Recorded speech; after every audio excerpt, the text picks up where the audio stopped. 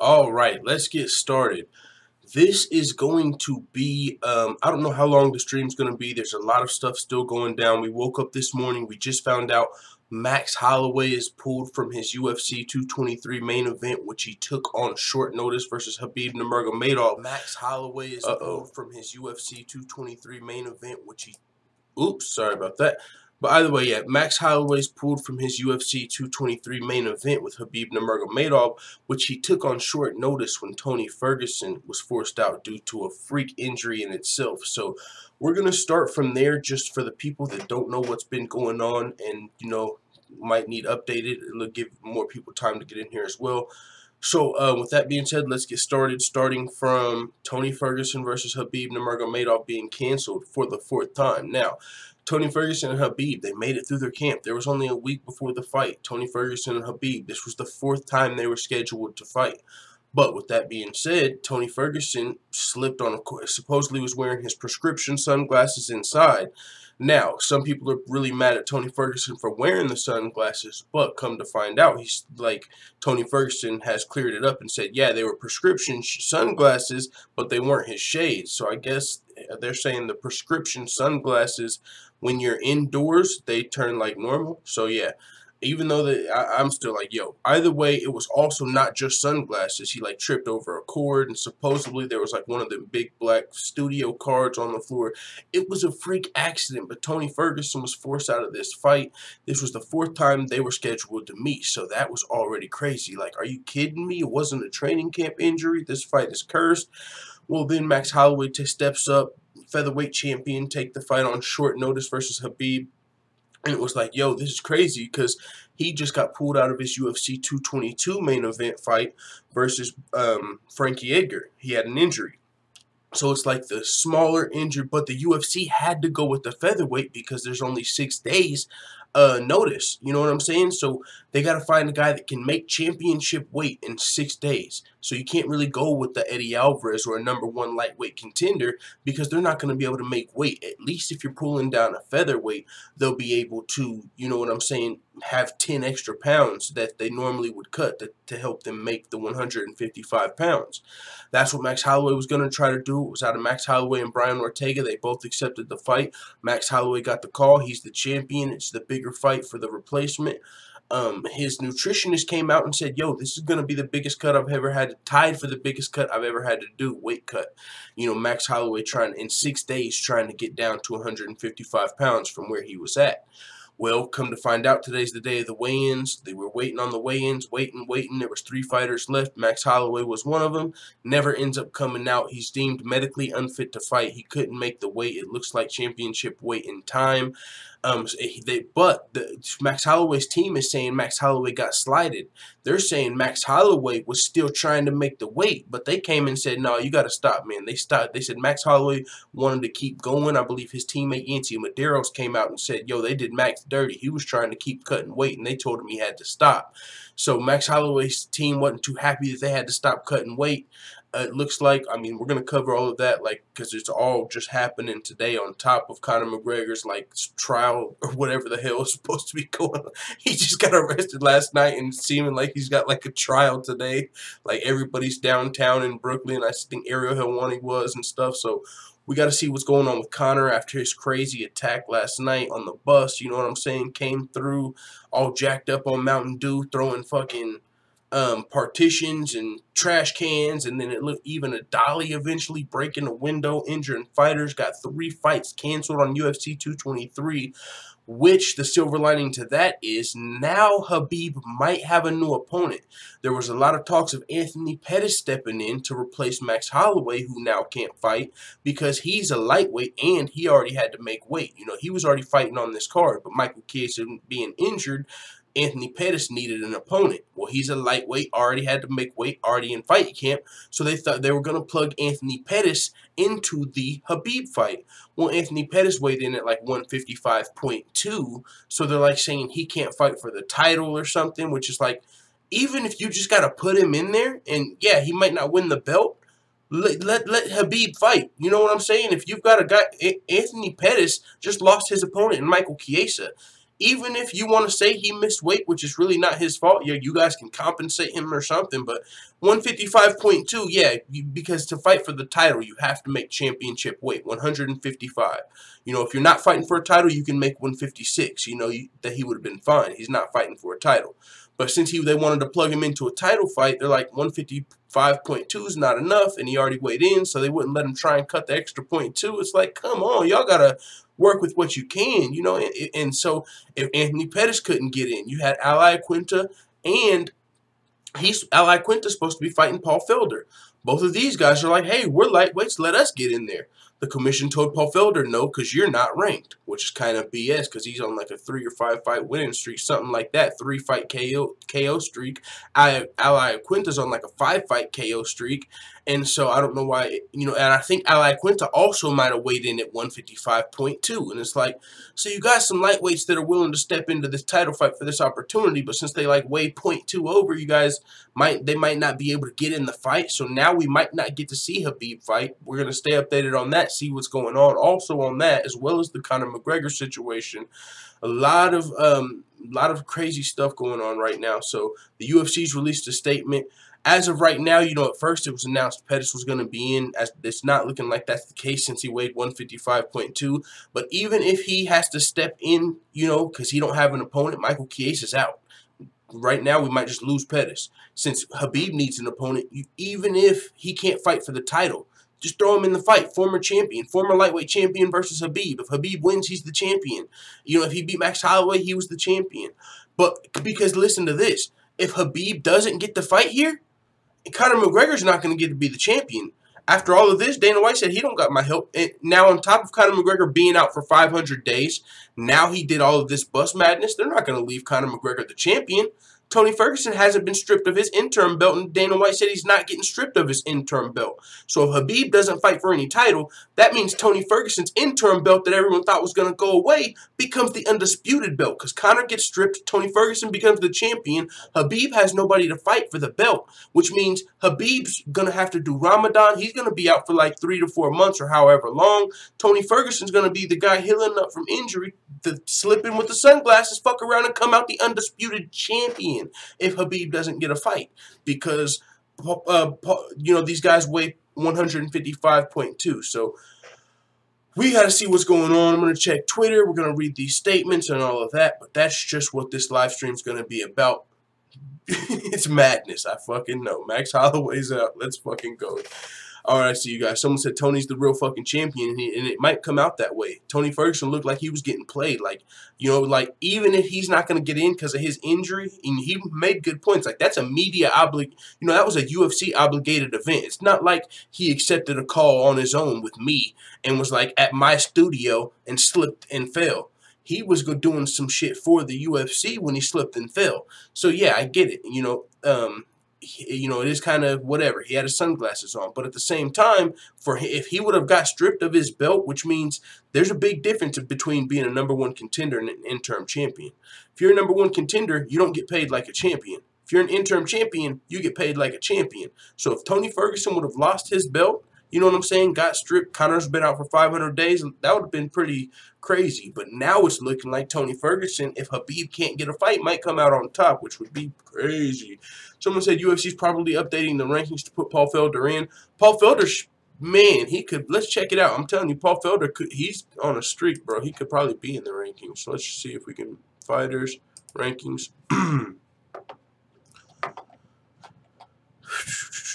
Where's lightweight? Where's my boy Al Iaquinta? So they got Al Iaquinta. He's ranked, what, 10 or something? It's like, how unranked do they consider Paul Felder? How can they let unranked Paul Felder? You know, we've seen unranked guys step in and fight the #3 guy. Or even, who was it? They got their John Lineker. He was ranked like #3 after he was coming off the loss to TJ Dillashaw. I think he got his jaw broken in that fight, so I don't know if it was whatever. But he fought Marlon Chito Vera, ranked #3 versus unranked. Like, that's a pretty big jump. If you can say, you know, an unranked guy can fight ranked #3. Sure, we've seen short notice fights before. You know what I'm saying? Khabib was like ranked, what, whenever he fought Darrell Horcher. You know, we've seen short notice. We've seen unranked guys fight top 3 guys. So what's the difference between an unranked guy that's been in the UFC with UFC experience right here? Let's click on, make sure we're on Paul Felder. What's the difference? You know, he's fighting a number 10 guy. We've seen unranked guys fight number 3 guys, but, you know, there's that big of a gap between number 3 and champion. Well, we've seen number 7 guys fight the champion. So if an unranked guy can fight number 3, why can't, you know what I'm saying? It seems like some BS. Like, Khabib might be getting, if he don't get an opponent here, that means Khabib won't get to fight for a title? All because these guys weigh .2 over and because he's unranked, and Kevin Lee could have stepped up, but his plane got grounded. Bro, Kevin Lee was even on the way to Brooklyn. His plane got grounded in Vegas. So now, not only can he not accept the fight,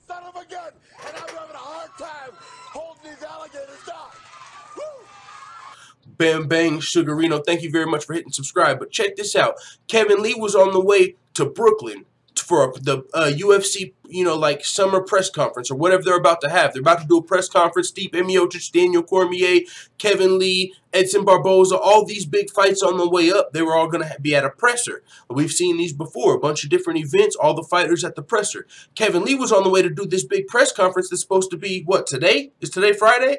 That press conference was supposed to be today. So he was on the way to land in Brooklyn today. He's a ranked fighter. Kevin Lee could have took the fight versus Khabib. Kevin Lee's been calling Khabib out. That's another guy that could have stepped up and said he could have made the weight. But his plane got grounded. So now all of this stuff, this is cursed, bro. These guys weighed in at 155.2. They're .2 away from being able to fight for the title. This guy's unranked, even though he should probably be ranked. Paul Felder, 3-fight winning streak, 3-fight knockouts, knocked out Charles Oliveira, Stevie Ray. I mean, you know what I'm saying? He lost to Francisco Trinaldo, who's ranked. But other than that, wins. I mean, Paul Felder's doing this thug thizzle. He's been engulfing himself in the sport. And if he beats Ally Quinta, he's in the rankings. You know what I'm saying? So I just think when you need something to happen, I don't know if it's the commission or what, like, we've got like 5 people that might be able to take this fight, and it's all looking like it might. Kevin Lee can't take it because his plane got grounded. These guys both weigh 155.2, so they can't take it. This guy's unranked, so he can't take it. Max Holloway, you know, got pulled out, even though they said Max Holloway wanted to continue. Like, his boy Yancy Medeiros was like, yo, they did him dirty. So with that being said, let's read the UFC statement, and we'll continue from there. Somebody's saying do a call. What the hell is going on, man? Let me check out the chat in a second. Y'all are throwing off the stream of the chat. I'm not worried about nobody being racist in the chat. I'm not worried about nobody trolling in the chat. They don't want no smoke. If you want to do a troll call, fulltimemma@gmail.com. Put it on contract. Put it in the inbox. We'll do the call right after this. But we got some serious news going on right now, OG. I ain't got time for all of that. But we can do all of the fuckery a little bit later, if you know what I'm saying. But let's get to this, because this is madness. This is madness. So let's read the UFC statement on UFC 223. Let's see if they've updated it. If we know what's going on with the Khabib situation, that's really important. And as I said, if the stream cuts out for whatever reason, you know, that we have lag spikes, but I'm going to get that fixed soon, but I'll be right back if it does. And it's not me telling you I'm leaving. I'll be right back. So here's the statement on UFC 223 fight card. Thursday afternoon, following the UFC 223 media day at Barclays in Brooklyn, an incident in the facility injured 2 athletes on Saturday's card, forcing them to be pulled from the event. Lightweight Michael Chiesa, who received several facial cuts, was deemed unfit to fight by the New York State Athletic Commission and the UFC medical team, and he was removed from the bout against Anthony Pettis. 1 fight canceled. Flyweight Ray Borg, who was scheduled to face Brandon Moreno, was deemed unfit to fight as well due to multiple concealed corneal abrasions. So 2 fights canceled. Ray Borg versus Brandon Moreno. All of these guys ranked. Also removed from the card was featherweight bout between Artem Lobov and Alex Caceres due to Lobov's involvement in the incident. UFC 223 will proceed as scheduled with 10 bouts moving. The pay-per-view main card is the featherweight bout between Zabit Magomedsharipov and Kyle Bochniak. So that's moving up to the main event. Now, with all that being said, that's 3 fight canceled. I see some people talking about possibly, since Artem Lobov's out, Alex Caceres needs an opponent. Maybe he wants to, you know, maybe him and Pettis, you know, they both need opponents. Maybe they can fight at a catch weight. Maybe he wants to fight him at 155 just for, you know, maybe. I don't know. It's featherweight, lightweight. It's 10 pounds off. Maybe not. But even better would be Pettis to get in that title shot so we don't lose the main event. I don't think the UFC has a statement right now on Khabib not having an opponent or Max Holloway missing weight unless they just put it out. Let's see. Statement on 223. This was just, that was even before the one we read. This one's just talking about the Conor McGregor incident with Artem Lobov. Let's see, no weight cut. Well, Joanna Jędrzejczyk weighed in at 114 pounds. That's dope. You know, she had weight cutting issues in the past. She's coming in a pound under. She weighed in under Rose. Rose came in, I think, at like 114.2 or something. Joanna came in at the cold 114. Joanna ain't fucking with that weight cut this time. She's letting y'all know the weight cut could have been an issue last time. That's, you know, but still, Rose training with Valentina. I'm not saying Joanna's, I mean, I got her predicted to win, but it's still like a fucking pick'em, bro. I can't wait for this. UFC 223, even with all these fights canceled, this is the thing about UFC 223. It was so stacked. If you're a mixed martial arts fan, you're still watching the card. You might be sad and upset. Oh, but now I lost some value. Like, if you've bought UFC 220, 221, 222, or 223, this card is probably still better than those. If Holloway's not here and anyone steps in, you still got Khabib on the card. Rose, this is still a dope title fight rematch that no one knows what's going to fucking happen in. Renaldo Moicano was a guy that could be undefeated with wins over Jeremy Stephens and Brian Ortega if he didn't slip up and get submitted versus Boston native, is it Matthew or Calvin Kattar? I always get him confused. Calvin Kattar. I always get him confused with Matthew Klein Kattar. You guys know the troll. But Calvin Kattar is this guy. Calvin Kattar versus Renaldo. This is going to be a dope fight. Magomed Sharipov, he's supposed to dominate this fight. I think he's a pretty big favorite. But still, Al Iaquinta versus Paul Felder. Dope fight. I mean, Karolina Kowalkiewicz versus Felice Hare. Look, you guys, there used to be fucking, look, let me scroll down. Look, there used to be 4 fights on the Fight Pass prelims. This joint got gutted. That's crazy. All right, Karolina versus Kowalkiewicz. Still a dope fight. Joe Lozon on the card. Chris Grudermacher. Beck Rolling. This is going to be a fun scrap. Evan Dunham versus OAM. I mean, this is still a dope card, bro. I mean, yeah, I understand. It's definitely not as stacked as it was, but it's still a good card. That's the thing about this card. It was so stacked. It was like, yo, this is the craziest shit ever. It's compared to everything else.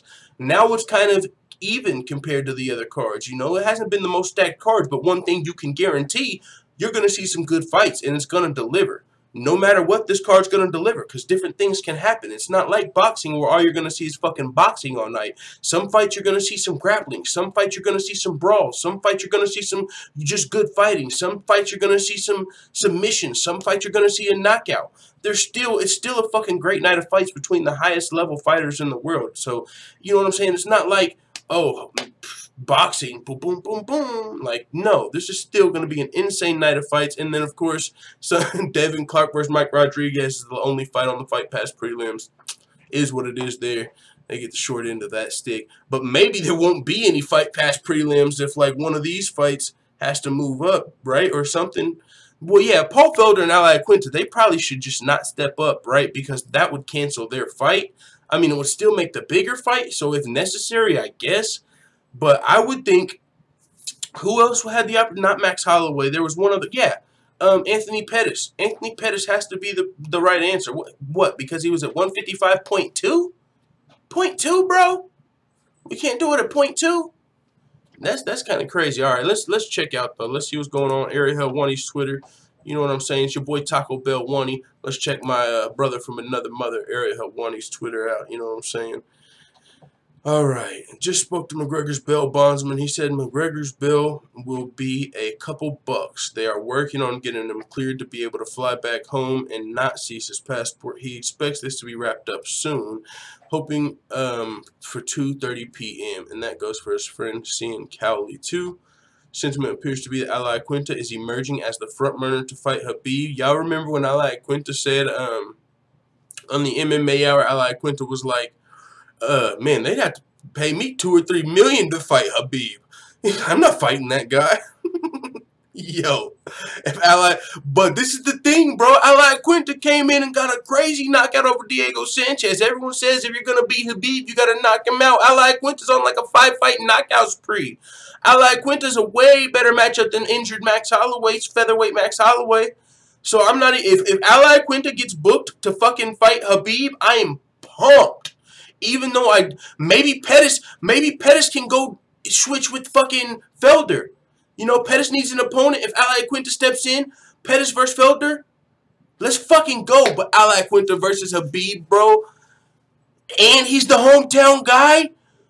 Ally Quinto was the only New Yorker on this fucking card, and he might jump in this motherfucking main event, and he's got the chance to knock him out because I think he's on a fucking 5-fight knockout spree, bro. Holy shit, everyone says if you're going to beat Khabib, you got to knock him out, and I think Ally Quinto's on, well, no, he didn't knock out Masvidal. He's on a 5-fight winning streak. Let's check this out.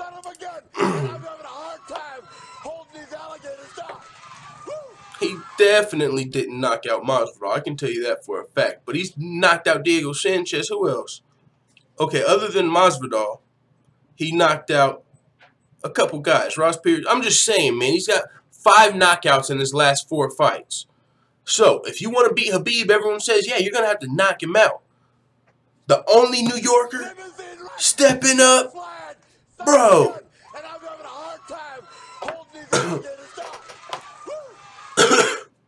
Let me check out you guys' names real quick because I missed those names because this is crazy.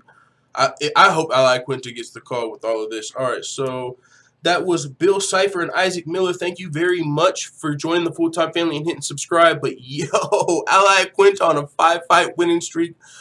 But if he's at 155.2, he might not be able to win the title, which would mean he would be – but he probably – what would happen if he came in at 155.2, which means he couldn't win the title, but he knocked Khabib out? Would then Tony Ferguson become the undisputed champion still? Probably. Because he's the interim Conor. Fuck, bro. We're going to have to see what happens after tomorrow. You know what I'm saying? This is all going to have to play out. We don't even know if Ally Quinto's stepping in, but if he does, it would be nuts. You know what I'm saying? Because he was the only New Yorker on this card in Brooklyn. Now he looks like he might get the call. Let's check out. Oh, yeah, check this out. Check this out. That feeling when you fuck up, but everyone else fucks up just as badly, so you get to keep your belt. Watch this dance.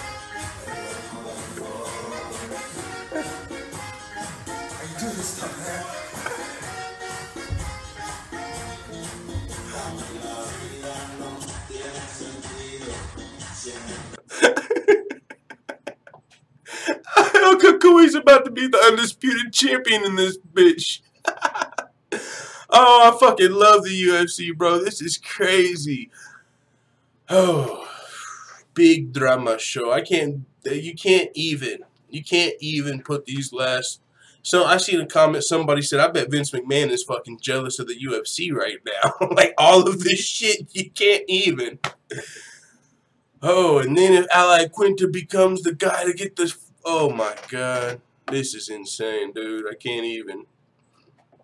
Sentiment appears to be Ally Quinto is emerging as the front runner to fight Khabib. The issue is the .2 extra. Unclear if it would be for the belt or not. If he had weighed in at 155, this would have been a lot easier.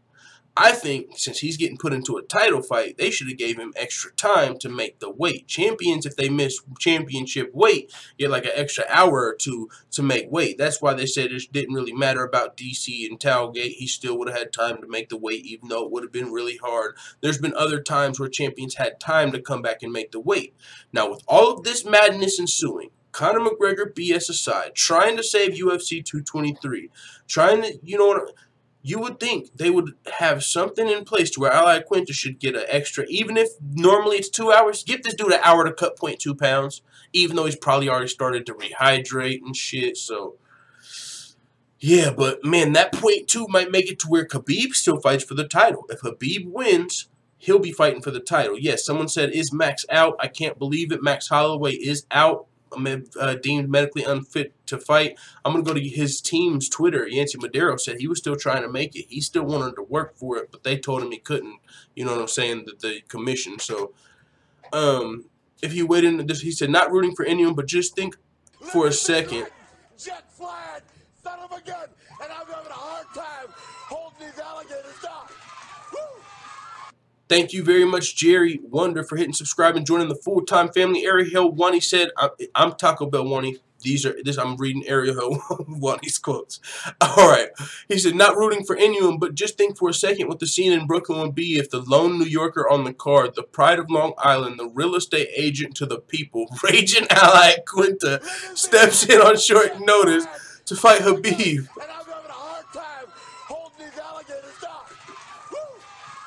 That's what I was just saying. Like, me. Jet flag, son of a gun, and I'm having a hard time holding these alligators down. Man, I hope we get a rush of subscribers. We're gonna be hearing a lot of Ric Flair. Woo! But you can't be mad. Full-time family's growing. Either way, my brother from another mother, Ariel Helwani. Jet flag, son of a gun, and I'm having a hard time holding these alligators down. Welcome to the full-time family, Michael Dreesen. Jet flag, son of a gun, and I'm having a hard time holding these alligators down. Welcome to the family. I gotta get your name because I almost missed that one. Let's go back to the boom. Alejandro Chavez Mariga, thank you very much, good sir, for joining the full-time family. Jet flag, son of a gun, and I'm having a hard time holding these alligators down. Renard Gonzalez, thank you very much for hitting subscribe and joining the Jet flag, son of a gun, and I'm having a hard time holding these alligators down. Bro, I ain't even mad. I ain't even mad. Thank you for hitting subscribe and joining the full-time family. So, but man, Ally Quinta, bro, you know how crazy. New York versus Khabib. There's already a crazy Russian population. Ally Quinta, the lone New Yorker, like he said, the real estate agent to the people. My guys, Ariel Helwani said the real estate agent to the people.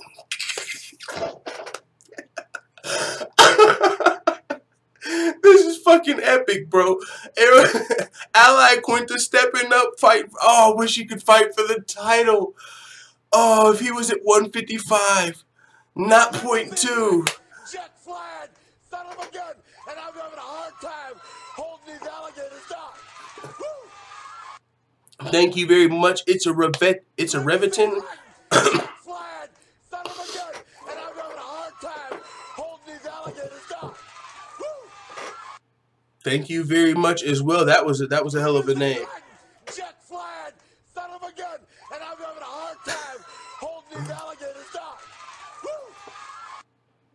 Well, damn. What just happened? Jet flag, son of a gun, and I'm having a hard time holding these alligators down. Holy smokes, dog. Jet flag, son of a gun, and I'm having a hard time holding these alligators down. Woo! Thank you very much, Mike Aruba, and everyone else who hit subscribe, man. I don't even know if I'm gonna be able to talk. No, but Ariel Helwani, bro. I wish I could mute this. Jet flag, son of a gun, and I'm having a hard time holding these alligators down. Oh, well, thank you guys. I mean, I'm not even mad, but I can't really get it either way. Ariel Helwani, yo, everything. Just read the tweet, bro. If someone else hits subscribe, just read the tweets in the background for a second and think about this. Think about if this was for the title. Think about if Ally Quinta came in at 155 and it was like New York versus like the Russian population in New York, which is huge, which is why Khabib's fighting in New York. It's like, fucking craziness.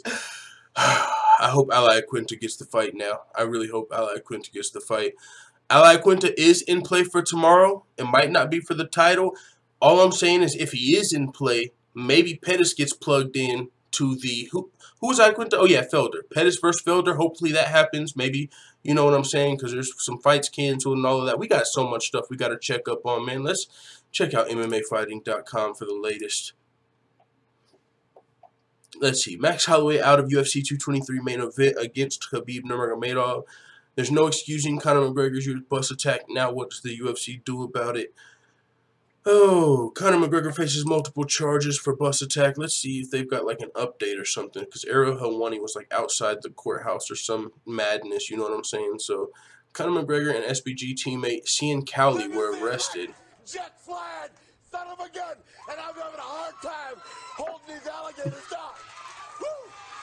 Thank you very much to Sean Mash for joining the full-time family. Jet flag, son of a gun, and I'm having a hard time holding these alligators down.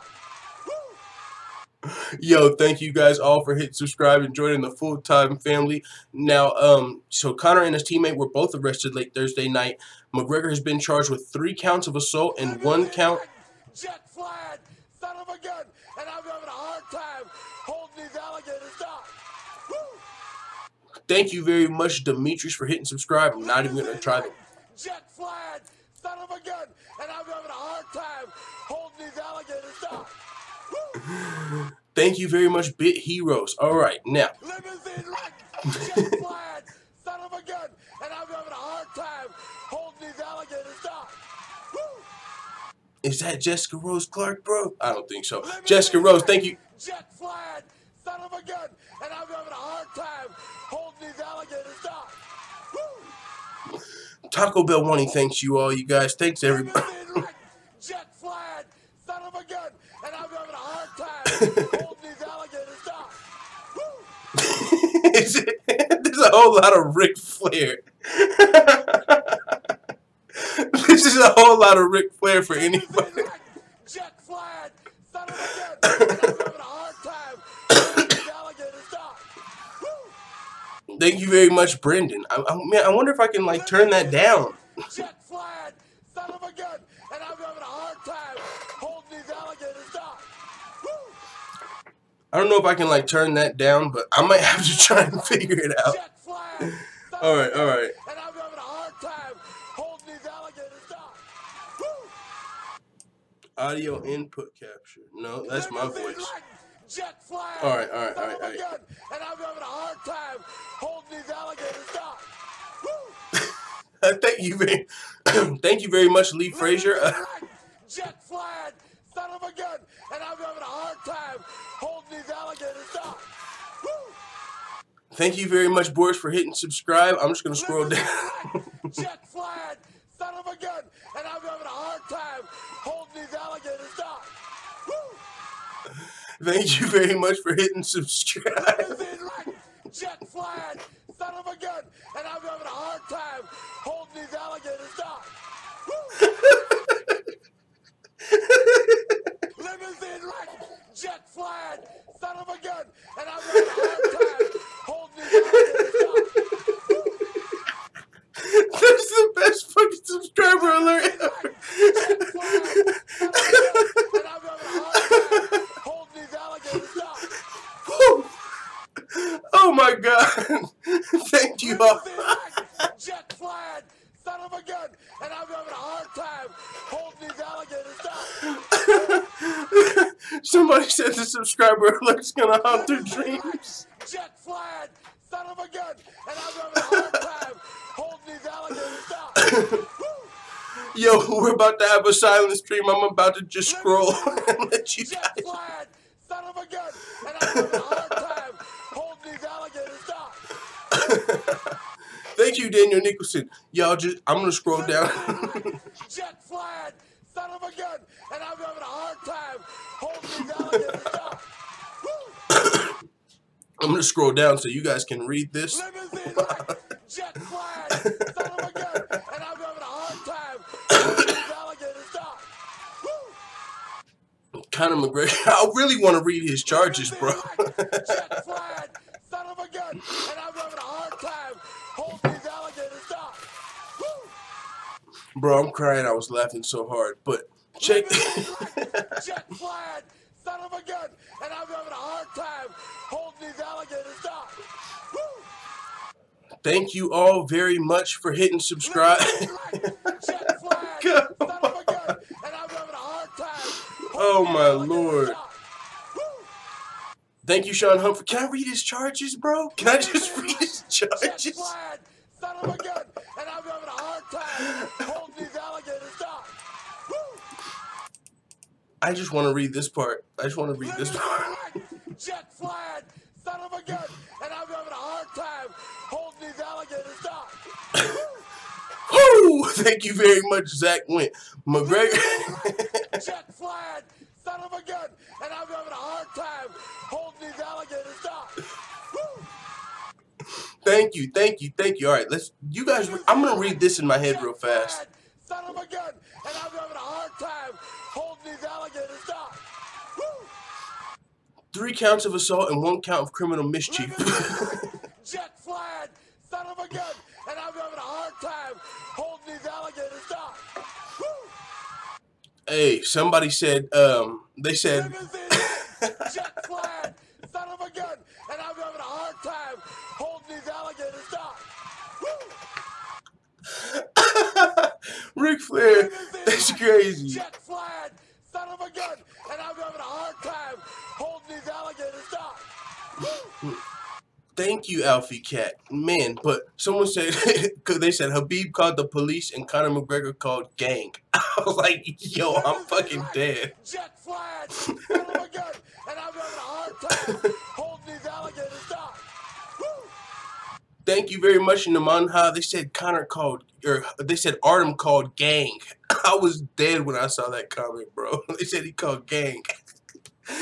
Gang showed up. I know a lot of people are pissed at Conor, but all of this, man. But we gotta focus on who's Khabib gonna be fighting. Is Al Iaquinta getting the call? That's really what has to happen at this point. But jet flying, son of a gun, and I'm having a hard time holding these alligators down. Thank you very much, Guli's Papa. But all right, we saw the charges. Let's get back to the. I need to see an update of Al Iaquinta getting the title fight, and I need to see like an exemption. Fuck it, we've never had this happen. 3 fights canceled, all of this madness. We're letting him even fight for the title. I think Al Iaquinta deserves to fight for the title. It would make it that much better, bro. That would make, bro, New York versus like Russia, last second, fucking the people's real estate agent, the real estate agent to the people. Ariel Helwani's fucking hilarious. Let's see. White said UFC 223 Melee is the most disgusting thing that's ever happened in UFC history. You know what? We need to check Paul Daly's Twitter. I really want to know what Paul Daly has to say about this. I really do. Paul Daly Twitter.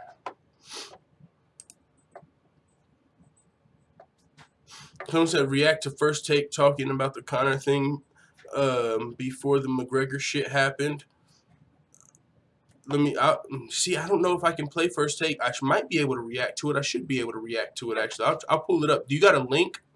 I'll check the chat after this. I'll check the chat after this. Don't talk shit. Oh, see, he ain't active. Where you at, Paul Daly? We need to know what you got to say about all of this madness. If you don't know about Paul Daly's a guy that got kicked out of the UFC for, like, hitting Josh Koscheck after the bell. You know, he didn't, like, knock him out after the bell, but he was, like, pissed off. I think he was mad at his fighting style. He wrestled fuck. He thought he should. There was a lot of heat going into it, too. Either way, Paul Daly hit him, and it was like he got kicked out of the UFC. Conor McGregor just, you know, Artem called gang. Conor showed up, went ham. You know what I'm saying? Like, and I seen someone say, I wonder what Paul Daly has to say about this. And that's a really, this nigga ain't been on Twitter since September. What the fuck? How does that work? We need to know. All right, let me check the chat. I want to see if I can get a link to that where somebody said this. Let's go back to YouTube. Let me see if I can just find it.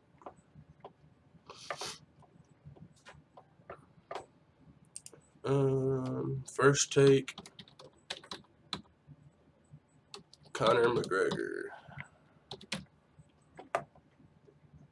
First Take reacts to Conor McGregor's media day attack.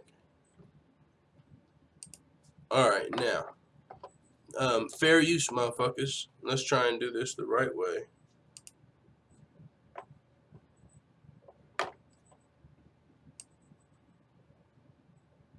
Bro, I really hope that Ric Flair doesn't ruin this, because I'm gonna have to see if I could take it off of this screen if it does. Alright. Take away from all this. I mean, listening to Dana White talk is just like, so he's not gonna fight. I can't. That's another thing, bro. So Taco Bell Money's back. I told you guys. Hey, I'm surprised that was the first time this happened, honestly. That was the first time the lag spike came. Dana came out and said, yo, Conor don't have my help on this. So I'm surprised they didn't immediately announce Conor McGregor has been stripped of his title. Like, UFC.com immediately update, hey, he's out of there. Like, what if it's like, oh, yeah, but Conor's still keeping his title? Like, what? That wouldn't match. Idea that this does not benefit UFC in the long run if Conor comes back. Like, the idea that they're not going to let Conor McGregor back into the ring. They let guys who use PEDs. They let other guys with criminal records. Brock Lesnar, John Jones. Like, this seems to be a sport that is that thrives on stars and star power. And while this is terrible attention, it's not bad attention for a fighter to be acting like you would suspect a fighter is acting. So Yo, that's another thing. Like, people get on their high horse. Like, you guys, we're talking about UFC fighters. A lot of these dudes get into fighting because they were already fighting. You know what I'm saying? Like, these are, it's not like we're watching, I don't know. You know what I'm saying? People expect a lot sometimes. Hold on, though. Let's see. I'm pretty sure I might be able to take that off of here because, I don't know, that's going to fuck this up. Either way, thank you for hitting subscribe. As much as reprehensible as we can say that this behavior is, I'm not sure that it's bad for the Conor McGregor brand because it's not as if this is Tiger Woods we're talking about, like breaking windows of... That's a good example. Tiger Woods. It's like, yeah, this is Conor though. He's already known as a fighter. He's looked, he was just like, there was crazy headlines how many months ago about him allegedly getting in a bar fight with the mobster, and he's tweeting out like, I am the mob and shit. There's talk of kind of hits and shit being put on Conor's head. This is Conor McTeller we're talking about. You know what I'm saying? This is like real life Sons of Anarchy fucking Ireland version. Conor McTeller, I'm just saying, he's already looked at a little bit. Like, a lot of people don't buy it or whatever, but Jet flag, son of a gun, and I'm having a hard time holding these alligators down. Woo! Thank you for hitting subscribe. But it's like, so what? Jet flag, son of a gun, and I'm having a hard time holding these alligators down. Woo! Desktop audio. Oh, maybe I. All right, next stream, we're gonna have this figured out because that's crazy. But either way, like the dude was just saying, Conor McGregor's gonna be looked at now. He's not supposed to be. He's not a fucking preacher that just stormed the fucking. You know what I'm saying? It's not some guy you hold in high regards that just stormed this place. It's a damn MMA fighter. So he's got a good point. And you know what they say? Not all attention, or good attention, bad attention, it's all attention. You guys know the fucking saying. It's all the same thing. Even though, yeah, you look real bad right now, we've seen this before. Like he's John Jones, Brock Lesnar, Dana White just came back. How long? When was it? And said Brock Lesnar's coming back. Flag, son of a gun, and I'm having a hard time. Thank you for hitting subscribe. But he's just like Dana White was just welcoming. Jet flag, son of a gun, and I'm having a hard time holding these alligators down. Woo! Thank you very much, Tyler Blunt, for joining the full-time family. But Dana White was just welcoming Brock Lesnar back, like with open arms. Yeah, Brock Lesnar's coming back. Like John Jones it's like John Jones, they're still kind of working with him. Jet flag, son of a gun, and I'm having a hard time holding these alligators down. Woo! Thank you very much, Lorenzo. For anybody listening to this on the replay. Jet flag, son of a gun, and I'm having a hard time holding these alligators down. Anybody listening to this on the replay, they're probably like, what the fuck, dude? Listening to all this Ric Flair, like a Ric Flair soundtrack. Thank you guys all for joining the full-time family and hitting subscribe. Jet flag, son of a gun, and I'm having a hard time holding these alligators down. Woo! Yo, thank you, Ben. Yo, that nigga must have been the first person on YouTube. His name is Ben. Like, that wasn't taken. That's crazy. No, I'm just fucking around, but let's continue. Of cars, bad for the Tiger Woods brand. Breaking windows for cars, not necessarily bad for the Conor McGregor brand, although it's certainly not bad for the UFC, because anytime you get a little bit of ginned up support and attention to that sport, the numbers go up.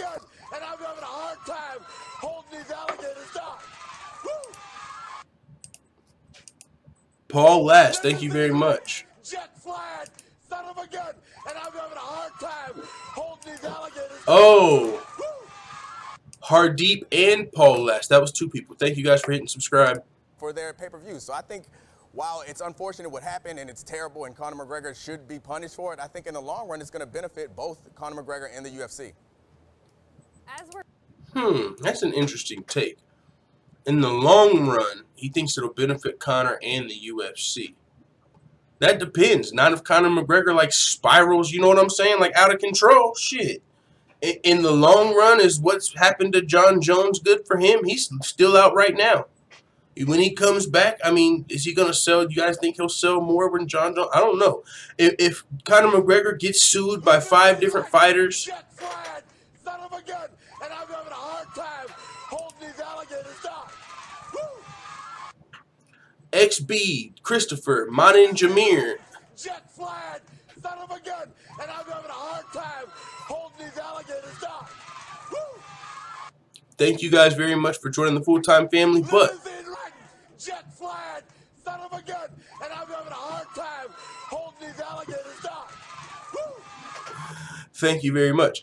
But I don't know if Conor McGregor gets sued by 5 fighters to the point to where he's almost broke, to where, you know how they were saying Floyd Mayweather had tax money issues, to where to the point to where you thought Floyd Mayweather might never be broke, where there's rumors and reports of him having tax issues and whatnot, and he's taking these fights. So all I'm saying is nobody's, you know, Wesley Snipes. No, I'm just fucking around. I'm just saying, Conor McGregor, bro, if he gets sued by 5 fighters, if he gets sued by the UFC, if he gets sued, fucking, you know what I'm saying? I don't know how much it's gonna cost. Flying, son of a gun, and I'm having a hard time holding these alligators down. Woo! Thank you very much, Tom Craney. But, and on top of that, jet flying, son of a gun, and I'm having a hard time holding these alligators down.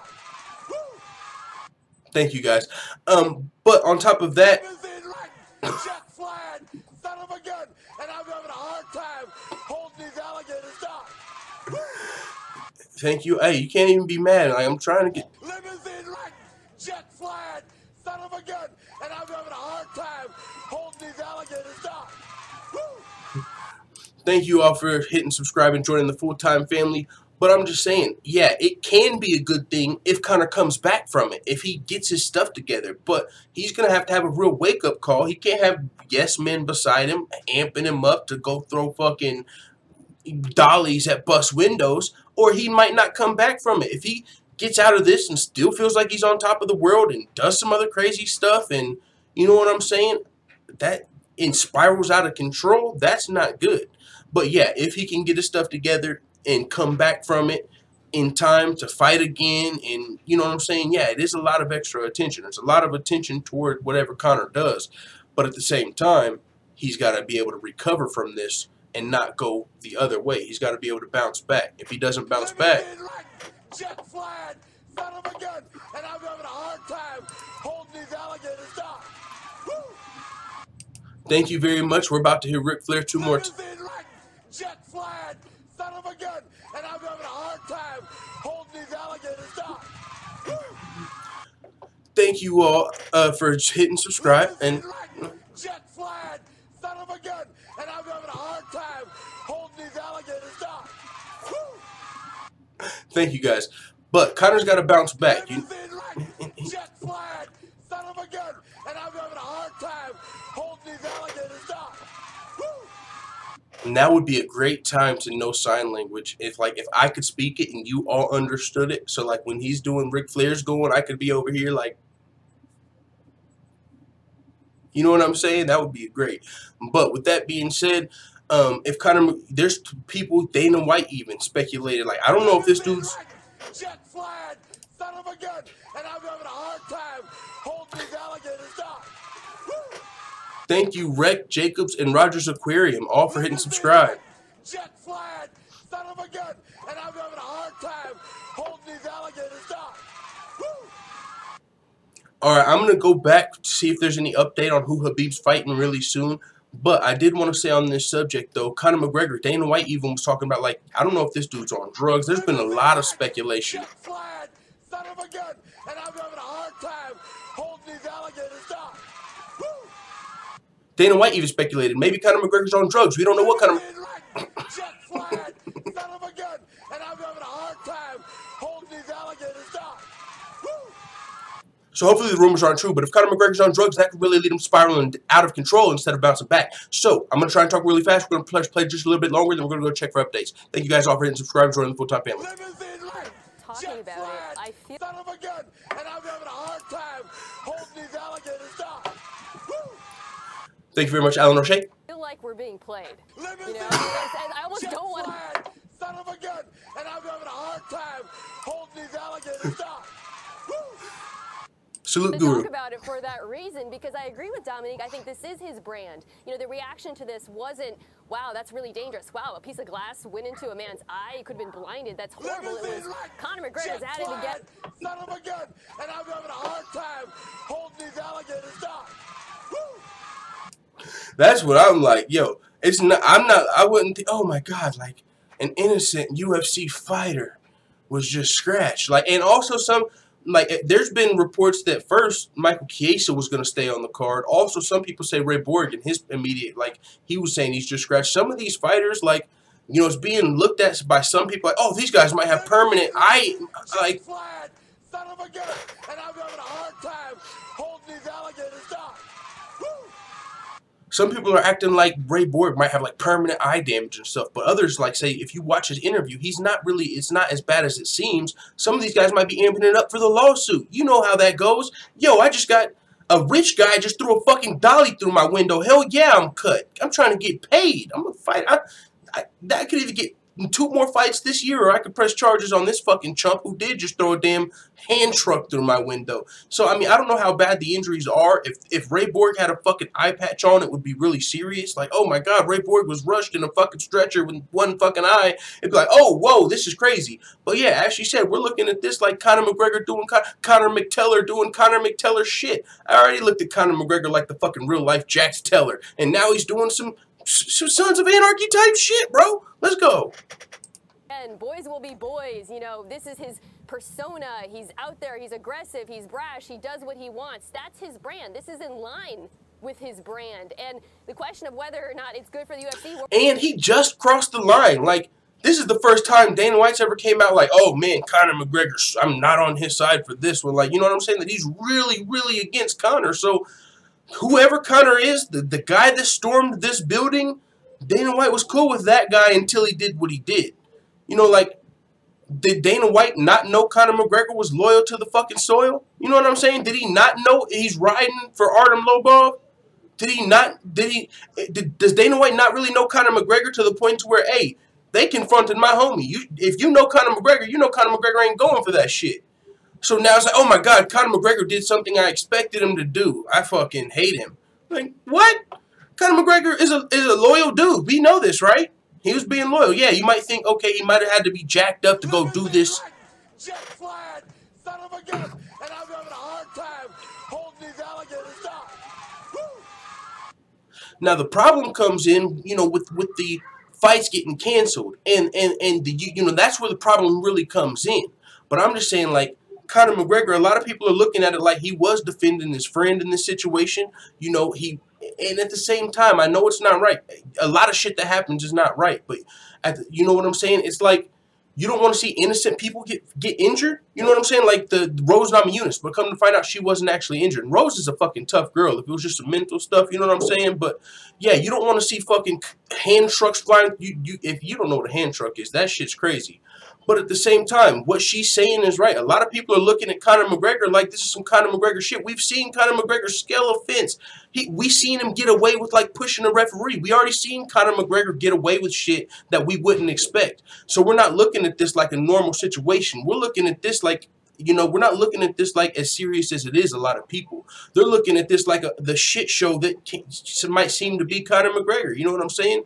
If Conor McGregor scales a fence and pushes a referee and doesn't get suspended, if Conor McGregor's out 500 days and doesn't get stripped, oh, it's because he's Conor McGregor. If Conor McGregor storms the fucking Barclays and throws a trash can, oh, it's Conor McGregor. Yeah, and then when you hear the details, oh, well, there's a fucking a hand truck where a dolly got through the window, and this guy's cornea is scratched, and fucking this guy's fight is canceled. It's like, oh, wow, this is crazy. But it's Conor McGregor, you know? Where we're talking about the UFC, for the first time in a while, the UFC is trending on our social media. We are paying attention to these fights that I don't believe anyone really cared about. So, yeah, I do think he'll fight again. Rude. Everyone cared about UFC 223. Liar. And it gives me pause to even talk about it. Well, okay, I think you're both being a little too cynical. When I woke up this morning, I was in the same place you are. I was in the place of, look at all the attention this is bringing to a card that no one really was paying attention to outside of hardcore UFC fans. No one was talking about it on. That's kind of true, man. My brother ain't came up to me like, yo, I can't wait to see fucking Khabib fight. You know, it ain't like, hey, Conor's fighting, or hey, what, he's fighting? A lot of non-hard, it's kind of true, man. Jet flying, son of a gun, and I'm having a hard time holding these alligators down. Woo! Like, and thank you everybody for hitting subscribe and joining the full-time family. That's kind of true, man. Us hardcore fans, we've been amped for this card. But that's kind of true. I haven't heard many casual fans coming up like, man, I can't wait for 223. Now it's like, my brother woke me up. Like, did you hear Max Holloway's out? I'm like, what? No. You know, now you got the casual fan waking me up like, Max Holloway's out now on top of all of this other crazy shit. On ESPN. Because, you know, I'm explaining to him, like, no, check this out, bro. They ran into his teammate when he was by himself in the lobby. And so that's why he's like, why did Conor do this? I'm like, well, supposedly it's because his teammate was in the hotel lobby by himself. Khabib's crew, you know, Khabib kind of checked him, but he was kind of outnumbered. So now he called his crew. They are rolling back. But Conor McGregor. Jet flag, son of a gun. And I'm having a hard time holding these alligators down. Like, whenever you're explaining it like that to someone who don't follow the sport like my brother, that's got, even my dad was over here. He probably watched fucking 4 UFC events. Now he's starting to watch UFC because I'm doing this little UFC YouTube stuff, so he's starting to watch all the shows. But even he was like, because I was telling him the story, no, they met him in the hotel, and then, you know, now they're coming back for that. They started throwing shit through windows. Now 3 fights are canceled. Like, Conor's in jail. Like, everyone's paying attention. Now they're waking me up. Like, what? Now did you hear the dude in the main event's out? Like, now they're all tuned in. You know what I'm saying? So it is bad for Conor. He might be taking the L here, but I'm curious. I wonder if people are going to buy the pay-per-view. Like, there's hardcore fans that are going to not buy the pay-per-view because of this, right? Like, oh, I'm mad. I lost 3 fights I really wanted to see. Well, those casual fans didn't give a fuck about those fights. Son of a gun, and I'm having a hard time holding these alligators down.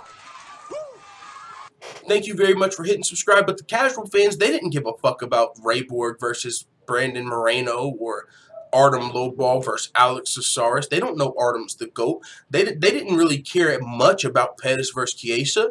But now, you know what I'm saying? Now they're paying attention to the card. They want to know who's going to replace Holloway more than us. So yeah. Jet flag, son of a gun, and I'm having a hard time holding these alligators down. Let's get it. I seen it in the chat. I'm really about to check the chat out. Jet flag, son of a gun, and I'm having a hard time holding these alligators down. I forgot I had to talk fast. Thank you very much, Just Clip, for joining the full-time family. But yeah, man, so now you might lose some hardcore pay-per-view buyers, but the casual fans who the UFC really wants to sell pay-per-views to anyway. Jet flag, son of a gun, and I'm having a hard time holding these alligators down. You have seen a couple people saying, yo, I might not buy the pay-per-view. Thank you.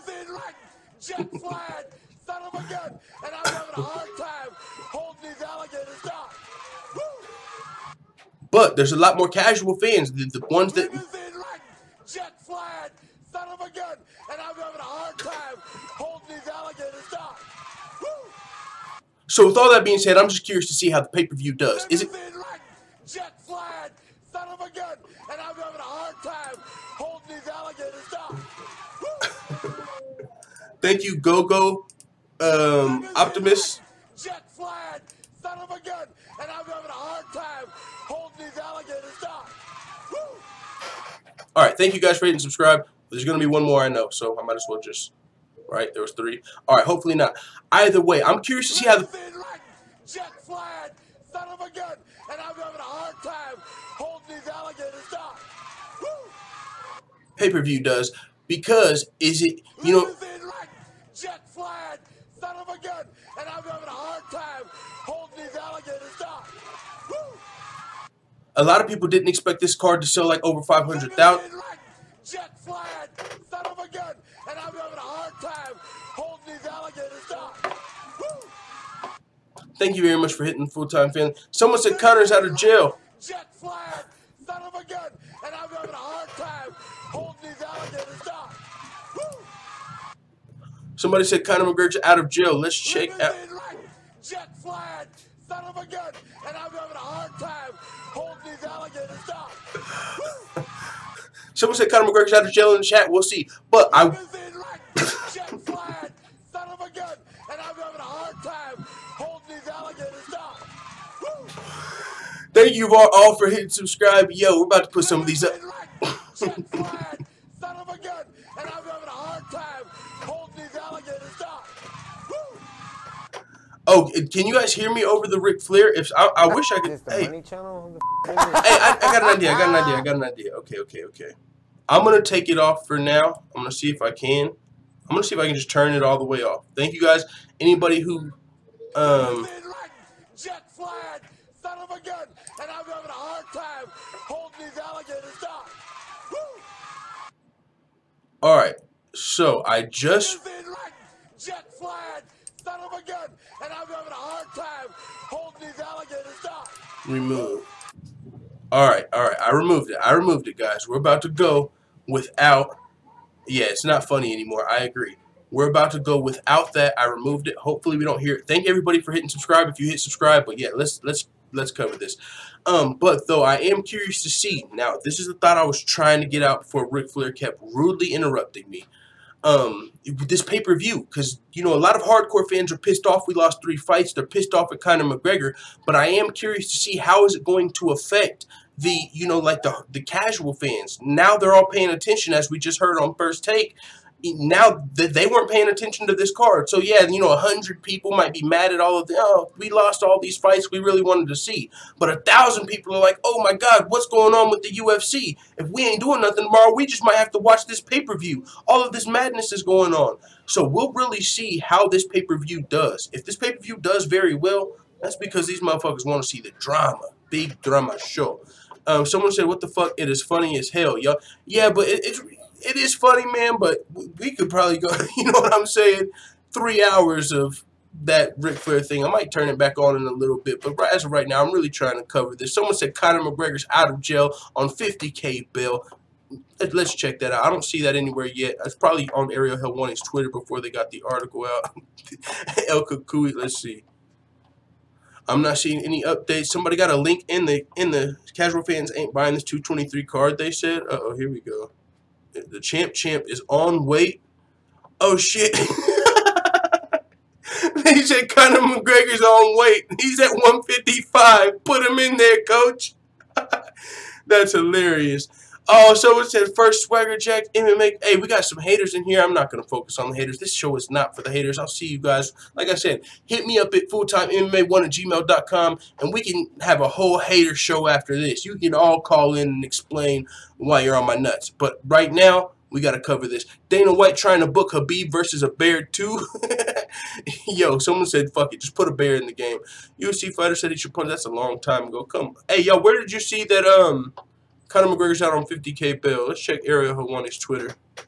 Ariel Helwani Twitter. Speaking of other MMA channels, I was about to say, man, people keep hitting subscribe, and Ric Flair kept going off. We're about to put some of these guys out of business, if you know what I'm saying. So,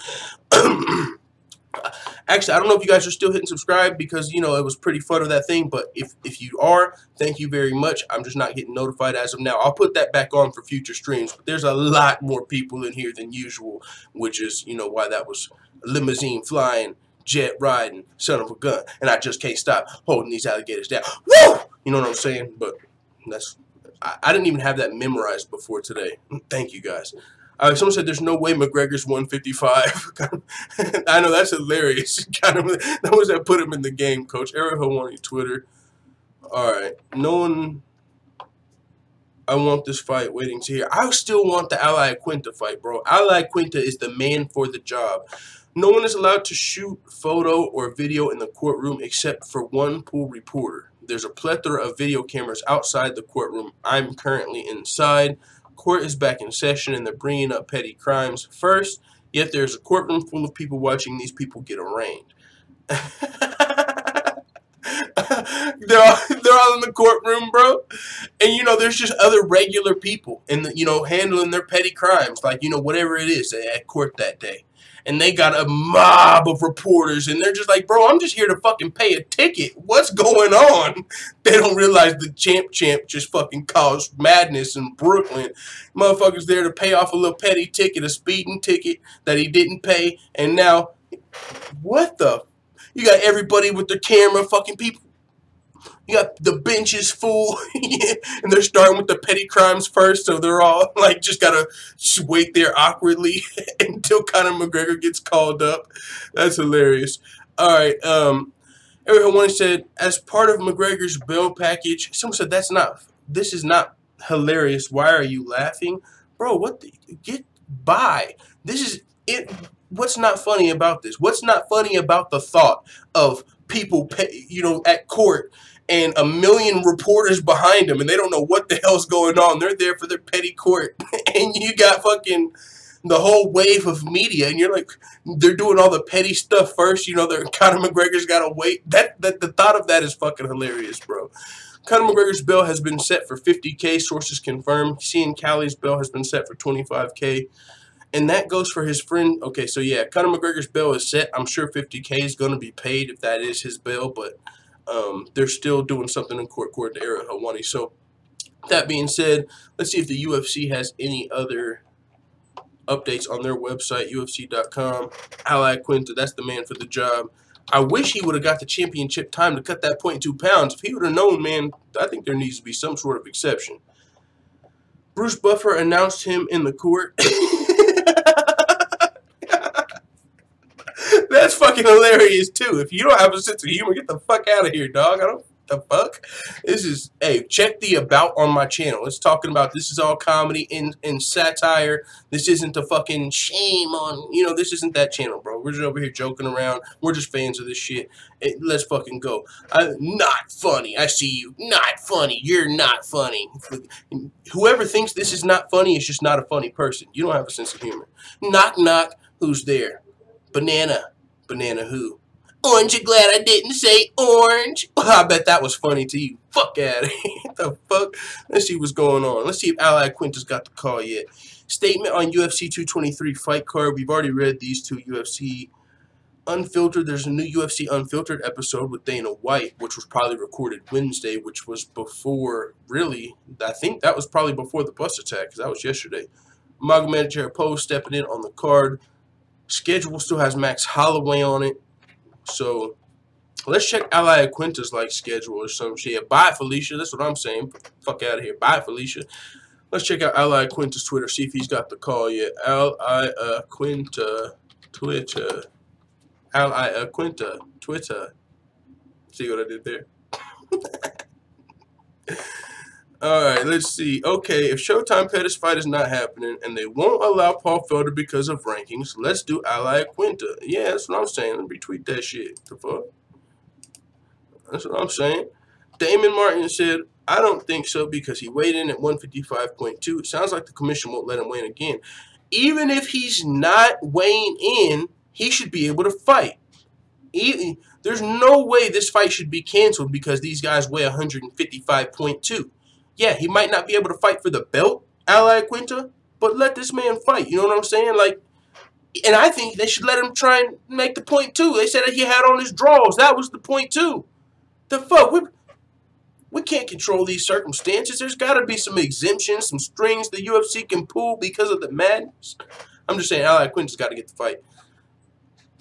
And really, there's another argument you can make. Shit, Paul Felder, if anybody should even be able to get it. Because, yeah, he's unranked, but CM Punk fights in the UFC. What are we talking about? Conor McGregor fought in boxing, and he was unranked, and he fought Floyd. What are you talking about? Ally Quinta is asking for a lot of money. The UFC won't allow him to fight Khabib, someone says. I do remember Ally Quinta said to fight Khabib, he would want $2 or $3 million. Maybe that's what it is. Maybe he's like, hey, here's my chance of getting my $2 or $3 million. You guys want me to step up? The only New Yorker on the card? $2 or $3 million, baby. I could see Ally Quinta playing hard to get, but Ally Quinta's been saying he wants to fight as well. Like, fuck it, put me in the game, coach. But I will say this. If you're not going to let Ally Quinta get a title shot, if he's 155.2, so that's not championship weight, then he deserves $2 or $3 million. Fucking facts. If he's just fighting Khabib to fight Khabib, main event, he's not going to be getting pay-per-view points because he's not a champion. You're not letting him fight for the title. He's the only New Yorker on the card, and he's saving the card. Fuck yeah, $2 or $3 million off tops. And that's what he asked for in the past. $2 or $3 million to fight Khabib. I ain't even mad at Ally Quinta. You know he's got his mind where his mind's at. I ain't about to. I'll go do real estate, bro. Y'all got him. He's got a good deal right now because he's been playing hardball. It's been working for him so far. He's in a situation right now. maybe he does get the shot. I want to see Al Iaquinta. I'm not going to lie. I think it'd be a good one. Someone said put Rick back on to trigger the week. Man, I don't even know if I can put it back on. Let me see. I am not opposed to it. But I think I would have to go to like Streamlabs real fast and put that back on. But I will put it back on shortly. Like after we cover some stuff and we talk for a little bit, I wanted to cover some of this stuff before we put it back on. So yeah, I'm going to cover some more, find this stuff out, but you know what I'm saying? And also, you know, I was playing that video. But I can talk fast, so I'll just put it back on and I'll get back to talking like this, and you know, no problem. I could have been an auctioneer if I wasn't a fucking MMA YouTuber. You know what I'm saying? So thank everybody for hitting subscribe and joining the full-time family. With that being said, we're gonna cover a little more things. Then we're gonna put Ric Flair back in this joint. Limousine flying, jet riding, son of a gun, and I just can't stop holding these alligators down. Woo! Let's fucking go. All right, now let's check this back out. Get back to full screen mode. Seismic Shock, what's up, bro? Seismic Shock, Israel Adesanya versus Khabib. Oh, 3 minutes ago! Oh, we gotta get Ric Flair back in this bitch. While you guys look at this tweet, I'm about to fucking put Ric Flair back on. That's all we needed to know. If Ariel Helwani said the UFC is close to finalizing Khabib versus Al Iaquinta, then it's fucking happening. Whoo! We gotta get some Ric Flair for that. Are you fucking kidding me? Alright, guys, give me 1 second. Give me just 1 second. I gotta pull this up, and I don't want you guys to have to see all the fucking shenanigans. So just look at this for now. Look at the chat, guys. Be right back. Streamlabs, limousine riding, jet flying, son of a gun, and I just can't stop holding these alligators down. Whoo! Let's fucking go. If Al Iaquinta gets the call, we need to find out though. Is he going to be able to fight for the title? Ariel Helwani, we need details. If it is confirmed, now what happens? Is he fighting for the title? Is only Khabib fighting for the title? Or is he just getting that cool $3 million? We'll see. But we got to get our alert backs back in this joint. Alright. I hope I didn't fucking ruin it, right? Copy. Test subscriber. Uh-oh. Alright. We might not be able to put Ric Flair back on for right now, full-time family. Actually, yeah, I can. Yeah, I can. Don't listen to me. It's just gonna be a second, but this is mad. Oh, let me put Ariel Helwani's tweet up. Can I do that? I might be able to do that. Yeah, family. Alright, I'm gonna put Ariel Helwani's tweet up for you guys at least to give you guys something to look at while I get Ric Flair back on the screen. You know what I'm saying? This is madness. Absolute madness. Ariel Helwani's tweet. Boom. Full screen. Scroll down. I might have to go over a little bit.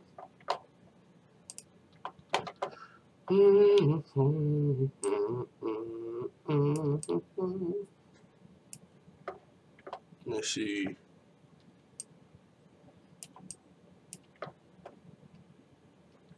Refresh.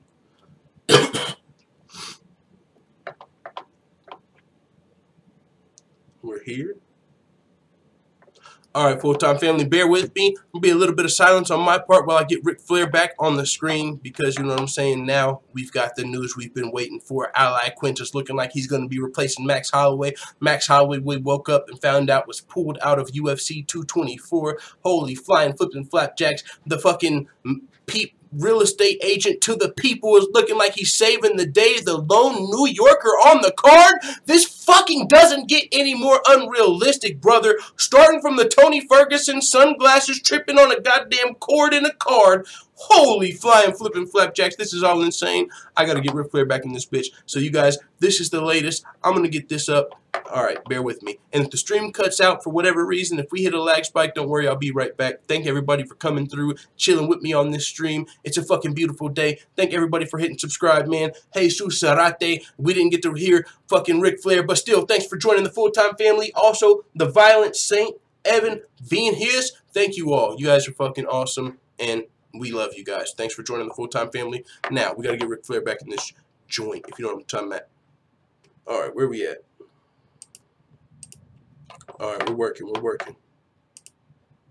I wonder if I can, like, play a sound. I feel like we need some sound going. You guys want to hear a fucking MMA rap? Hey, full-time family, shoot. Oh, Bellator. I'm repping Bellator. That's a good one, right? You guys want to hear that? All right, I got you. I got your fucking back. We're going to hear some fucking MMA raps while we put on Ric Flair. YouTube.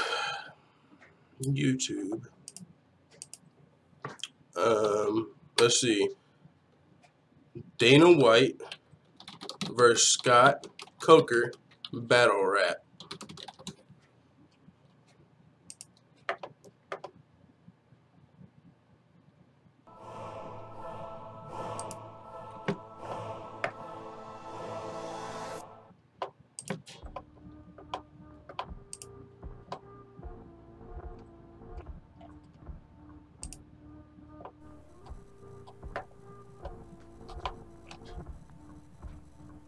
Bellator, I'm reppin' Bellator, Bellator, I'm reppin' Bellator, Bellator, I'm reppin' Bellator, Bellator, I'm reppin' Bellator. Look, Dana White, you found a fight. You said some shit that I ain't like about Bellator, so now it's time to back it up. Now grab the mic, you slap the fighters with the Reebok deal and treat them like some fools. I ask the fighters how the people feel, so people think I'm cool. Yeah, Scott Coker, baby, you ain't fucking with us. I'm like a stockbroker, baby, and I'm running it up. Go get your pot holders, baby, I'm like the oven to touch. And you can get Conor or Tony, Dana, my Chandler, fucking him up. Whoa there, Scott. Whoa, what the fuck? Maybe when you smoke your pie, you shouldn't smoke so much. Because I know that you're high. Michael Chandler would die against Conor or Tony. Homie, so don't even try. Now, should I keep it with you, or should I get on your roster? Even Jimmy Smith is just a roster imposter. You got James Gallagher, he just wanna be Conor. You got Rory McDonald only cause we didn't want him. You see, Scott Coker, me and you, we are not kosher. You're not a stockbroker, boy, you're a stockholder. What the fuck were you thinking, sending that shitty diss my way? You need to think before you diss. While you're at it, take these flyways.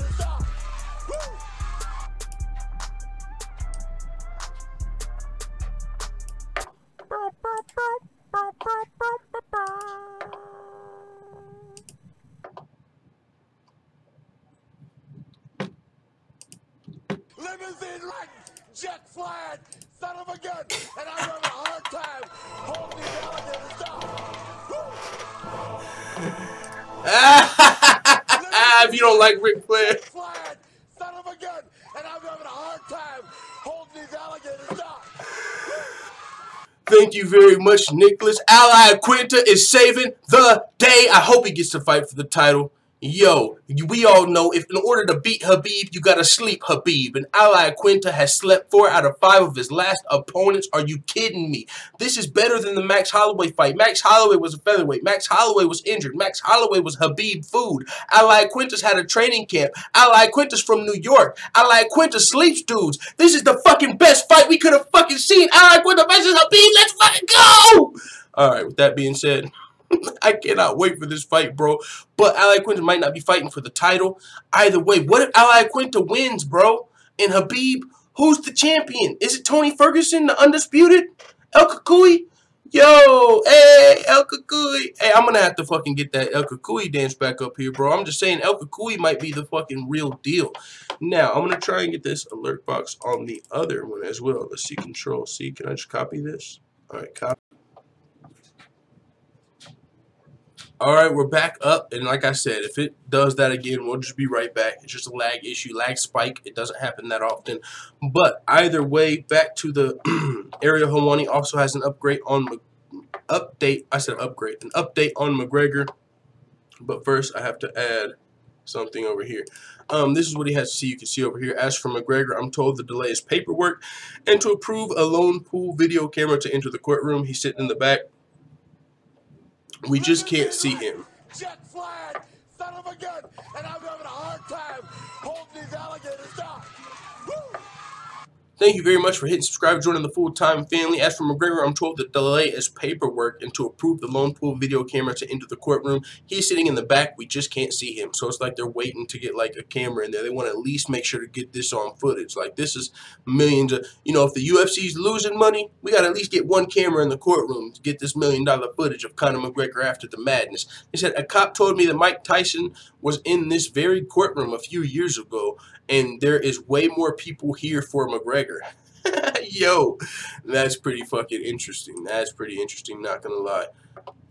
Alright, so let's check out MMAfighting.com. Any updates here? UFC.com, maybe. Ally Quinta got an update. Khabib. Somebody's going to break the news, bro. It's going to be Ally Quinta. It's going to be Khabib. It's going to be somebody in the fight. UFC.com. Probably be a little late. Let's see. Who do you guys want to see? Who do you guys want to see get the fight? Someone said, what happens to McDouchebag in terms of him fighting in the UFC going forward? That's what I'm saying. Dana White's making it sound like he might be punished. You know what I'm saying? He's making it sound like, I mean, Conor's already supposed to be getting stripped, but Dana White saying this is the most despicable thing in the UFC. He could be suspended, or if he doesn't get suspended, even if he does, when he comes back. Jet flag, son of a gun, and I'm having a hard time holding these alligators down. Woo! Thank you for hitting subscribe. But even if McGregor does get suspended, when he comes back, it's the same options, except for now he don't have a belt, which we didn't expect. Are you going to try and get your belt back? Do you want to fight Khabib in Russia? Do you want to fight Nate Diaz, the trilogy? Do you want to fight Floyd Mayweather again in boxing?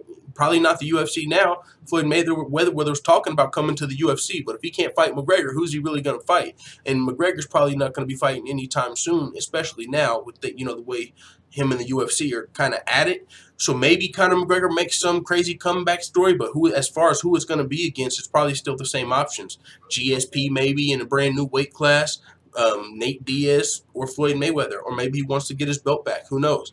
But either way, I think it should be pretty clear. This is the thing. People were saying they didn't want to strip Conor McGregor because what happens if, these guys don't make it to the fight? Can you, hey, I'm going to ask you guys, can you hear me over Ric Flair? If you guys can hear me over Ric Flair, I'll talk over that. It's just sometimes I notice whenever I'm playing a video, you can't hear anything I'm saying. But if you can hear me over Ric Flair, I'll check out the chat. Let me know. But what I was saying is they said they weren't stripping Conor McGregor because what if Tony Ferguson or Khabib gets injured? Lo and behold, okay, you can. All right. So lo and behold, Tony Ferguson gets injured. And so now we're looking at, okay, that's why they didn't strip Conor McGregor. Well, now Conor's still been out 500 days. And he's fucking did all this madness. So even if you wanted to keep Conor as the champion just in case, you can't keep him as a champion now. It's the most despicable thing in UFC history, according to Dana White. He hasn't defended his belt in over 500 days. So now, no matter who fights here, Conor's got to lose the belt. Which means if Khabib just so happens to lose to Ally Quinta, who missed, if not missed weight, but missed championship weight because it's supposed to be 155, but he was 155.2.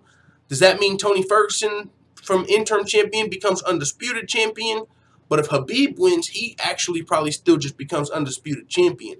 But either way, this is like all madness. We're really gonna have to see how the UFC wants to play it out, because you would think Conor McGregor, Dana White said at the press conference before all of this, Conor McGregor has been stripped. Now, this is a side no one's talking about that, could be going on. Some people are like, yo, maybe fucking, someone said call Ortega.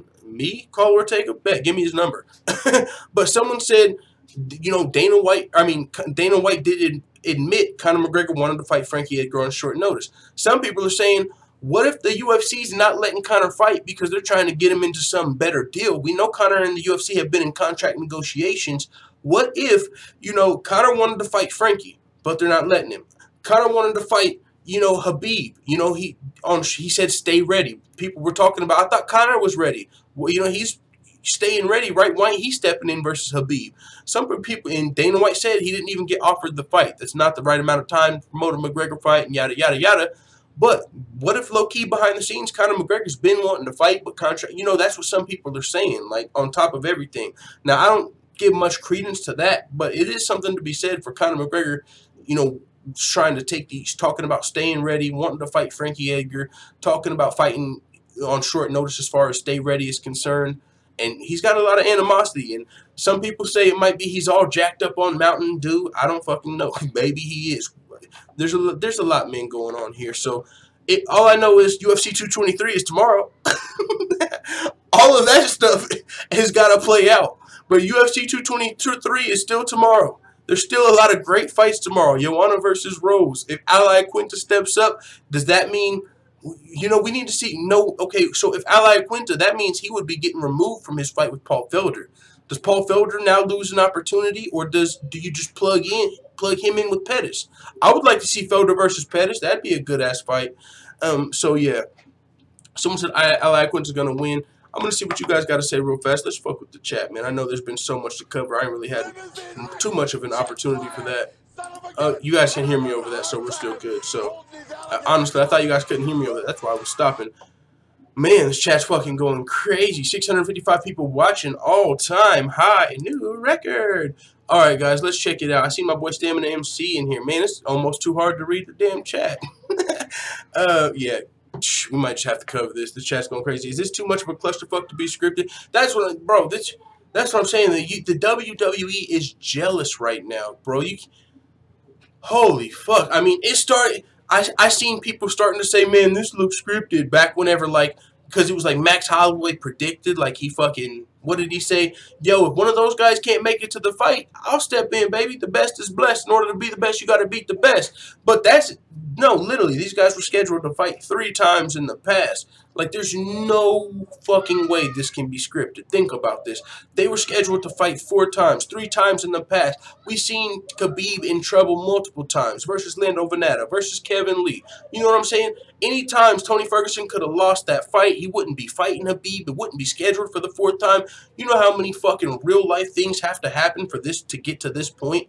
Fucking these guys had to, you know, UFC pull out of these fights. And, you know, Max Holloway offered to step in. Khabib tripped on a cord. I know that started looking crazy. Like, what? This dude fucking stands on balance beams and tripped on a cord?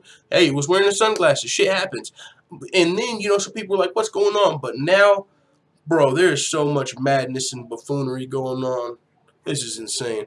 But somebody did say, like, whenever Conor McGregor stormed the when he stormed the Barclays, it reminded them, and I don't know if you guys saw this because it was pretty funny. Like, back in the day, like, Stone Cold, like, rushed backstage and, like, rushed Vince McMahon's limo or some crazy shit. It was really funny, reminiscent to that. But there's so much stuff that goes into this, man. This is just, I don't know. Yeah, I don't know about all that. George Priscilla says, shout out CT. Joe Duffy said, Conor McGregor will cut a few checks and get off without a criminal record guaranteed. He's too valuable to too many people. Hey, it's looking like they've got the bell set. Yeah, that's what I'm saying. I mean, but this is the thing, you know, Conor McGregor can come back from this. A lot of people are fucking pissed at Conor, and rightfully so. He fucking ruined 3 fights. Conor McGregor's looking like a real McAsshole right now. That's 100% fact. But can he come back from it? You know what I'm saying? Not if he continues to. I mean, we don't even know if he is. No one knows if Conor McGregor's on drugs. But Dana White said, I don't know what he's on. Maybe he is on something to be, you know what I'm saying, doing all of this madness. I don't understand what he was thinking. Honestly, I kind of see, and this is what's fucked up. I kind of get it. You know what I'm saying? I don't agree with it, but I kind of get where he was coming from. You know what I'm saying? I've seen this growing up. Somebody, you fuck with somebody's brother, you know what I'm saying? And they got older brothers or something. Or let's just, older brothers, a group of friends. You fuck with somebody when they're by themselves. Like, let's say you fuck with somebody's little brother. Well, then he goes and gets his big brothers. His big brothers don't give a fuck who's around you when they come and run up on you. You know, so it doesn't excuse the fact they threw a damn hand truck through a bus. It's not excused. But I kind of see why they were so pissed off. You kind of just fucked with Conor McGregor's little brother. You guys, you know, disrespected him. It's on camera. Y'all got it on the internet. You fucking put your hands on him, slapped him on the neck. You had, when Khabib did confront Artem, they were outnumbered. Now, Khabib and them weren't fucking throwing hand trucks through windows. That's kind of the difference here. You know, because people were saying, well, Khabib, he's not supposed to get off the bus in that situation. There's like 20 people outside. Well, Artem Lobov, there was like 20 people against Artem. So it's kind of the only difference between this, you know, and him kind of protecting his little brother is that it crossed the lines when he threw a fucking hand truck or a dolly through the window. If Conor McGregor didn't throw the dolly through the window, there's not a big deal here.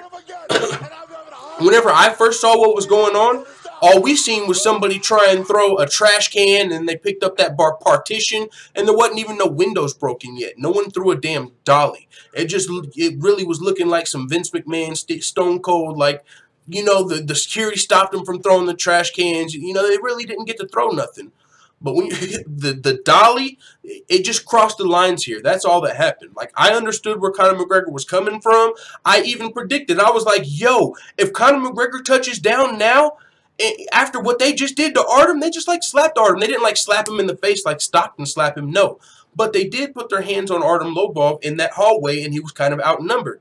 To the point they kind of made Artem, they kind of hoed Artem Lobov out. You know what I'm saying? They were like, they made him back down. They were like, hey, what were you saying about me on TV? And he said, no, I wasn't saying nothing. But that's because it was like 20 versus 1 kind of. You know what I'm saying? So that was like Conor McGregor's little brother. So with that being said, now they're retaliating, but they crossed the line. That's why people are so mad, because they crossed the line. But if they didn't throw that dolly through the window, I think everybody still loves Conor McGregor. If 3 fights weren't canceled off UFC 223, I think everybody still loves Conor McGregor. If there wasn't talks about Glass and Ray Borg's cornea and Michael Chiesa having cuts on his head, I think everyone still loves Conor McGregor. So the only reason everyone really hates him is because the dolly fucking broke that window and broke glass. Other than that, it wasn't even that big of a deal. You know what I'm saying? So can Conor McGregor come back from that? Yeah, because he's also, in his mind, got a valid defense. Like, they literally, surrounded my little brother. Are you fucking crazy? We don't play that shit. I get you guys don't understand it, you know what I'm saying, in Conor McGregor's mind, but Nate Diaz had the same reaction. Like, yo, y'all cornered his boy when he was by himself, and now you should have expected them to rush y'all back. You know what I'm saying? If you didn't see Nate Diaz's tweets, let's check those out. Nate Diaz Twitter. Nate Diaz explained it. A lot of people understood Nate Diaz. Some people don't agree with it. Some people say, oh, you shouldn't be wanting street cred from 12-year-olds. It's not just 12-year-olds. I mean, you know what I'm saying? Conor McGregor got Nate Diaz's respect here. One of his fucking... And it's not even just... It's just people with a different mentality than you. Yeah, everybody doesn't agree with the fucking fighter mentality, the mob mentality of, yo, we're the family mentality, the gang mentality, whatever you, yeah, it's not a good, I don't agree with it either. I wouldn't have fucking rushed and threw no that's not my personality either. I'm not throwing no hand truck through no fucking bus window. I'm not doing that either, but I do know people that would, 100%. I do know people that would react the same way if you fucked with their little brother when they weren't around by themselves. I know people that don't give a fuck, like, it's going down wherever. It just, there's people like that, whether I get where they're coming from, and this is what Nate Diaz had to say. He shouldn't have been trying to punk his boy when he was alone like a bully. Then he expects to not get rolled on? Fucking rookie. And then to stay on the bus? Haha, you guys got punked. He said, I already slapped and punked both of these guys and their team, so that's none of my business. Nate Diaz and their group, like, back in the... And all these people that are acting like Conor McGregor is the devil. Now, Conor McGregor is the devil. I agree. He fucked up here. Boom, boom. But like I said, he just crossed the line. But... I thought he crossed the line when he was throwing monster cans. The difference is he didn't break a glass and ruin fights.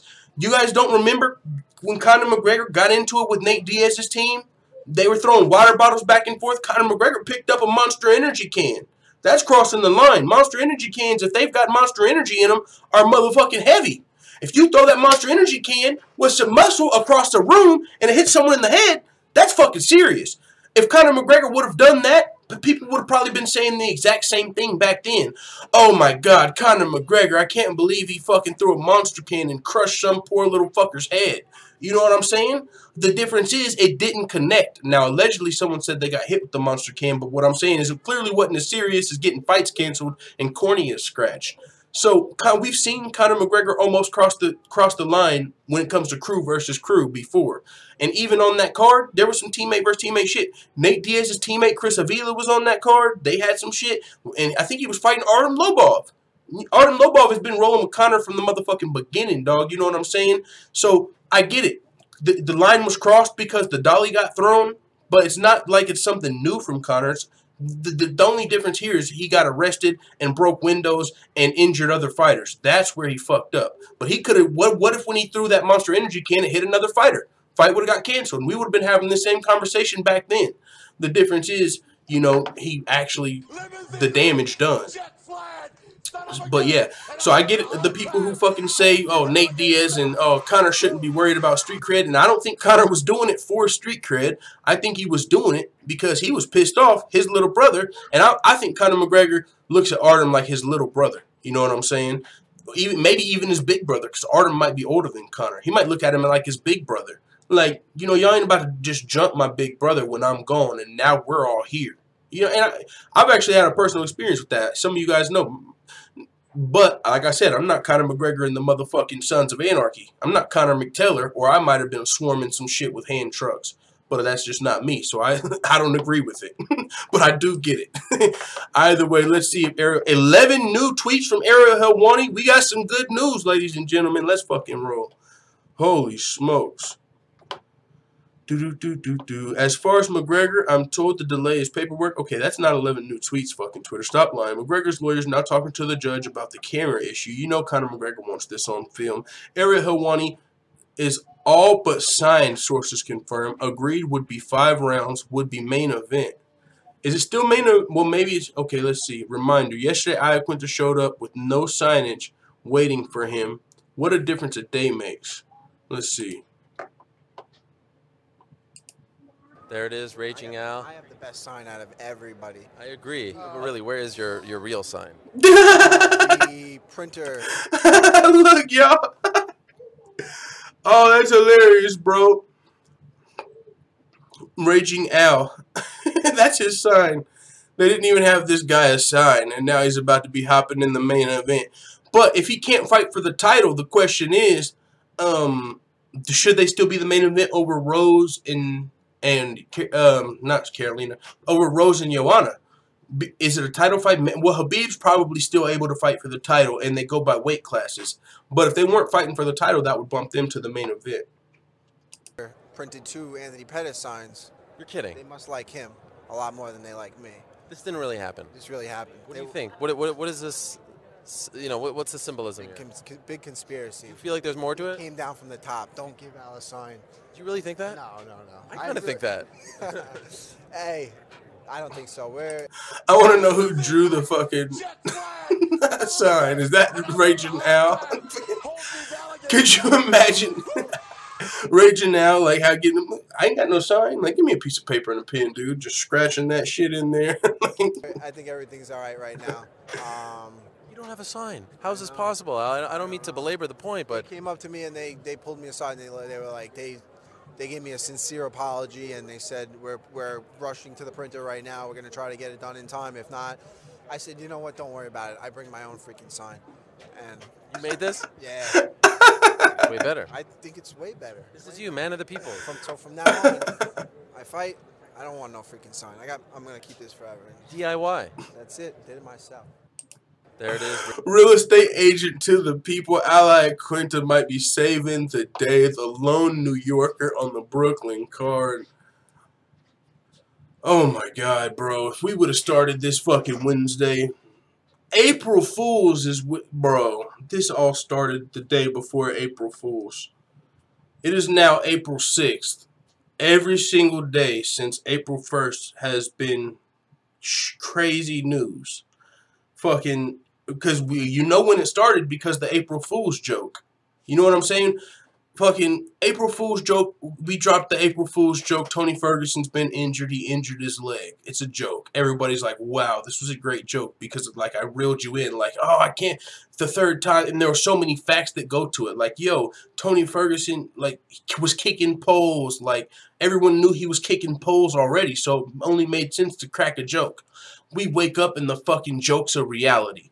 Tony Ferguson is out of the fight. Coward, you know, they kind of got Artem Lobov by himself. Boom. It was the Dagestan Gangster Squad versus Artem and, like, one other guy. Boom. Conor McGregor gets in town. Like, whoa, whoa, whoa. Fuck all that. Fucking, the Mac Life guys let Conor McGregor in. Conor McGregor's got his own media company, photographers, reporters. The Mac Life guys let Conor in through the back. That's the cool part. Oh, connected in Brooklyn. King of New York. Where the fuck is Tekashi at? I'm just saying, the Mac Life guys let Conor McGregor in through the back door. Comes in, storms the arena, find the bus with Khabib, start throwing trash cans and barricades. Somebody, we don't know who it was. We don't know if it was Conor or the other guy. Someone threw a dolly, a hand truck, whatever you want to call it, heavy-ass, two-wheeled cart, through a window, which if it went all the way through the window would have probably took someone's fucking head. Boom. That would have been crazy. But the window was probably too small for it to fit through, so they probably just busted the glass with that hand truck, which ended up cutting a couple fighters on the bus. Artem Lobov was involved in the incident, so his fight's canceled. 2 other fighters were injured in the bus attack, so their fights are canceled. Now Max Holloway can't make the weight because it's his nutritionist tied for his fucking highest weight cut ever. You know what I'm saying? So Max Holloway, 6 days notice, even though he wanted to take the fight, win-win for him, can't make the fight. Now Khabib needs a new opponent because Tony Ferguson was injured and Max Holloway fucking, you know, couldn't make the weight. So now the lone New Yorker on the card who didn't even get a sign, Al Iaquinta, motherfucking 155.2, so he might not be able to fight for the title, is looking like he's going to be stepping in. Like, from start to finish, this is absolutely insane. This is the most insane week of mixed martial arts literally ever. Whew. Someone said everyone is scared of Khabib. Man, they weren't scared of Khabib when they had their crew. You know what I'm saying? When they called gang. Artem called gang, somebody said. They weren't scared when they had gang. They was down there with hand trucks. You know what I'm saying? But that's how it always is. You know, if you got the numbers, you ain't scared. If you got 20 people with you, you might confront 1 or 2 people. If you got, you know what I'm saying? When Khabib confronted Artem, even though we all know Khabib in a 1v1 would fucking might be able to beat Artem. Artem is the GOAT. But I'm just saying, he still had numbers. The difference between Conor McGregor's numbers and Khabib's numbers is Conor McGregor's numbers came down there to fuck shit up. You know what I'm saying? Khabib, it's not even like they jumped. Man, this shit is so crazy, bro. The fight's tomorrow. Hopefully, I can't wait until the fights start and I can just be watching the fights and like not thinking about this big drama show for 1 second in my life because this is insane, all of this madness. I mean, I just want to see if this fight gets finalized between Al Iaquinta and Khabib. It's going to be unfortunate if Al Iaquinta can't fight for the title. That's really going to be unfortunate because if he knew he was fighting for the title, he probably would have had the extra time to cut those 0.2 pounds. So, Dana is still waiting here but isn't allowed to speak to anyone.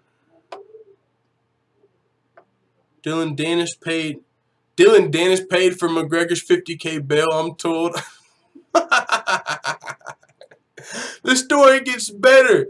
Dylan Dennis, the motherfucking jiu-jitsu coach extraordinaire, fucking... I think Dylan Dennis and Artem Lobov might get into it in the future over Conor McGregor's attention, maybe. I don't know. Maybe that's a joke. I'm just saying Dylan Dennis is... He's also on Conor McGregor's crew now, but he wasn't there from the very, very beginning, though. You know what I'm saying? He might have to earn his... Even though he's part of the crew, Nate Diaz, that's the dude Nate Diaz was like, oh, and his jiu-jitsu coach, we're going to get that motherfucker too. You know, how you over there, you know, turning on your side? Like, you know what I'm saying? So... That's the dude who allegedly like now paid McGregor's bill. But you can't be mad. You know, this dude was also there at the hearing. They said, you know, he showed up for his boy's court date. You can't be, you know what I'm saying? He showed up there. Like, Conor's got them ride or die squad goals. You got one homie in Artem. You know, you got Conor who's down to fucking Artem called gang. Gang comes down. Gang wrecks shop. And now gang is paying the bail.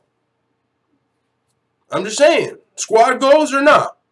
Like, I get it. You guys, everyone's mad at Conor. I'm just saying, don't you wish you had a squad like that? I get it. Conor's a Mick-asshole. Conor McTaylor is a Mick-asshole. But he's got a squad, though. Squad goals? Or squad goals? Anybody? Squad goals? I'm just fucking around, bro. All right. Fucking 3 new tweets. Let's see what's going on, man. McGregor and Cowley are here. They've been called up. McGregor is in handcuffs. He is wearing the same thing as yesterday. Conor McGregor has entered the courtroom. Oh shit, we're getting live tweet coverage by Ariel Helwani. We gotta hit refresh. Live tweet coverage. McGregor and Cowley are here. Raging Al would wreck squad, said somebody. Hey man, I don't know. Conor gang was looking pretty tough. A lot of people don't think so, but gang showed up. Gang showed up. Yo, the line that had me dead was when somebody said, yo, Khabib called police, Artem called gang. Like the line, Artem called gang, I could have just died right there. Artem called gang. Like, niggas is crazy. Artem called gang. Let's see if there's any more live update tweets by the boy Ariel Helwani, man. This is Hey, we gotta fucking let's go. Y'all ain't excited. No. UFC.com, do they have any other statements out right now, man? Let's check it out. Max Holloway has released a statement. Let's check out Max Holloway's statement. Team Khabib, my brother, I wanted to keep going, but they are stopping me. Sorry to your team and the fans. You don't deserve this. This is #1 bullshit. Shout outs to you, Showtime Pettis. Give the fans what they deserve. See, this is when people thought Pettis was still fighting. But then Pettis was pulled out of the fight. See, that's why, like, at first there was news Michael Chiesa's fight is still happening. And then there was news that it's canceled from reputable websites. Then you got real people saying, you know, shout out to Pettis for stepping up. Now it's like, well, actually, Pettis ain't going to get the fight. It's like, so who's going to get the fight? There's so much real news that's turning out to be not true because we're trying to cover this in the instant. You know what I'm saying? Like, MMA Fighting reported Chiesa versus whatever is still happening. No, it's not. Chiesa's got that eye injury. But supposedly the Chiesa's did an interview and Ray Borg, and they made it seem like their injuries weren't that bad. So I wonder if they're playing it up for the lawsuit. You know what I'm saying? Like, yo, these dudes are, you know, and Dana White, I wouldn't be surprised if someone from the UFC gave him the idea.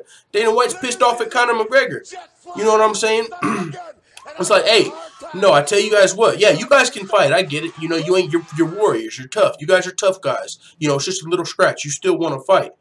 But this asshole put everybody in danger. So you could either fight for some money, or if you don't fight, it'd probably look better on your lawsuit. That's all I'm saying. That's all I'm saying. So now these guys who seemed like they were okay are like, no, it's like a car accident. You okay? You okay? Yeah, I'm good. Nigga, you better know you ain't. Your back, your neck. Let's go. Oh. Especially if it's a rich guy, someone in a fucking nice car hits you. Conor McGregor, it ain't like, you know, some amateur fighter fucking wrecked shot. This is Conor McGregor who just made $100 million from Floyd Mayweather. You better exaggerate that injury and get that cash. That's how I was raised. You know what I mean? It might not be right, but these guys had interviews where they were saying like, hey, yeah, we're still fighting. MMA Fighting reported it. Yeah, Michael Chiesa's still fighting. And now it's like, no, cornea damage, man. He's going to be suing Conor McGregor. That's just what that seems like to me. You know what I'm saying? Somebody trying to get that lawsuit. So Max Holloway had his statement. Let's see who else has any statements. Refresh MMAfighting.com. No excusing Conor McGregor's bus attack. Conor McGregor faces multiple charges. We already read that. White McGregor's UFC 223 melee. We read that. Tony Ferguson, no black cloud or curse over the fight with Khabib. That is not what we are here for right now. Holloway apologizes to Nurmagomedov. Let's check UFC.com. Uh-oh, someone's getting timed out. Someone just said timeout because you're a moron. Uh-oh. Full-time families timing somebody out. Y'all better chill. Y'all getting timed out there. Don't be spam advertising if that's what's going on. Stay offline again. What the fuck, said someone in the chat. Hey, check the link in the description, brother. We got lag spikes over here. You know what I'm saying? It is what it is. If I don't say I'm going off, I'll be right back. You might be new to the channel. And to everyone that just hit subscribe, thank you all very much. Much appreciated. Thanks for joining the full-time family. Let's check out this fight card. This depleted but still awesome fight card. You guys, this card, that's one of the good things about these stacked cards. If there was going to be any card that could take this, it's one of these bigger cards. This fight card was so good to the hardcore fans. There's still a lot to write home about. I mean, I could really tell you something good about every single one of these fights if I wanted to. Like, even here, Devin Clark, this dude, Jordan Rodriguez, I believe, is coming off Dana White's Tuesday Night Contender Series. He's fighting a guy that's one of, you know, a top 15 ranked light heavyweight. He's fought Jan Blachowicz. He's trains out of, wherever John Jones trains. And then, what is that? Winklejohn. He trains down there. That's a cool little fight. Evan Dunham, number 15 ranked lightweight, I believe, versus OAM, who's kind of taking this fight on short notice as well. But this is going to be a fun fight here. He's trying to take his spot in the rankings. This is going to be a fun scrap between two, you know, chicks. They might be ranked. I'm not sure. I think Ashley Evans Smith, I got her predicted to win this fight. Still going to be a fun scrap, though. Ranked fight here. Joe Lozon versus Chris Grudemacher, UFC fan favorite. Joe Lozon puts on some entertaining fights. These are just the prelims. This is still insane. Ali Quinta versus Felder might change. Hopefully, Ali Quinta gets plugged in the main event, and hopefully we can see Pettis, who lost his opponent Chiesa, step in here. Who knows? But I wonder, shit, if Pettis loses his opponent, now he's not going to get as much money as Chiesa or somebody that actually suffered an injury, but it's still loss of wages. If he loses his fight because of this bus incident, every fighter that even loses their opponent, you might think might be able to sue Conor for loss of wages. And if they really wanted to be hoes about it, they could sue for like emotional fucking distress if they got good lawyers. Ain't that something rich people sue for, like emotional damage or something? I'm just saying. These people could. Conor's in a little bit of hot water right now. But this fight card's still dope. Magomed Sharipov versus Kyle Bochniak. That's going to be a good-ass fight. Chiesa versus Pettis. Damn. They ain't took this off. Oh, okay, that's what's going on here. I was like, what? This fight's not here.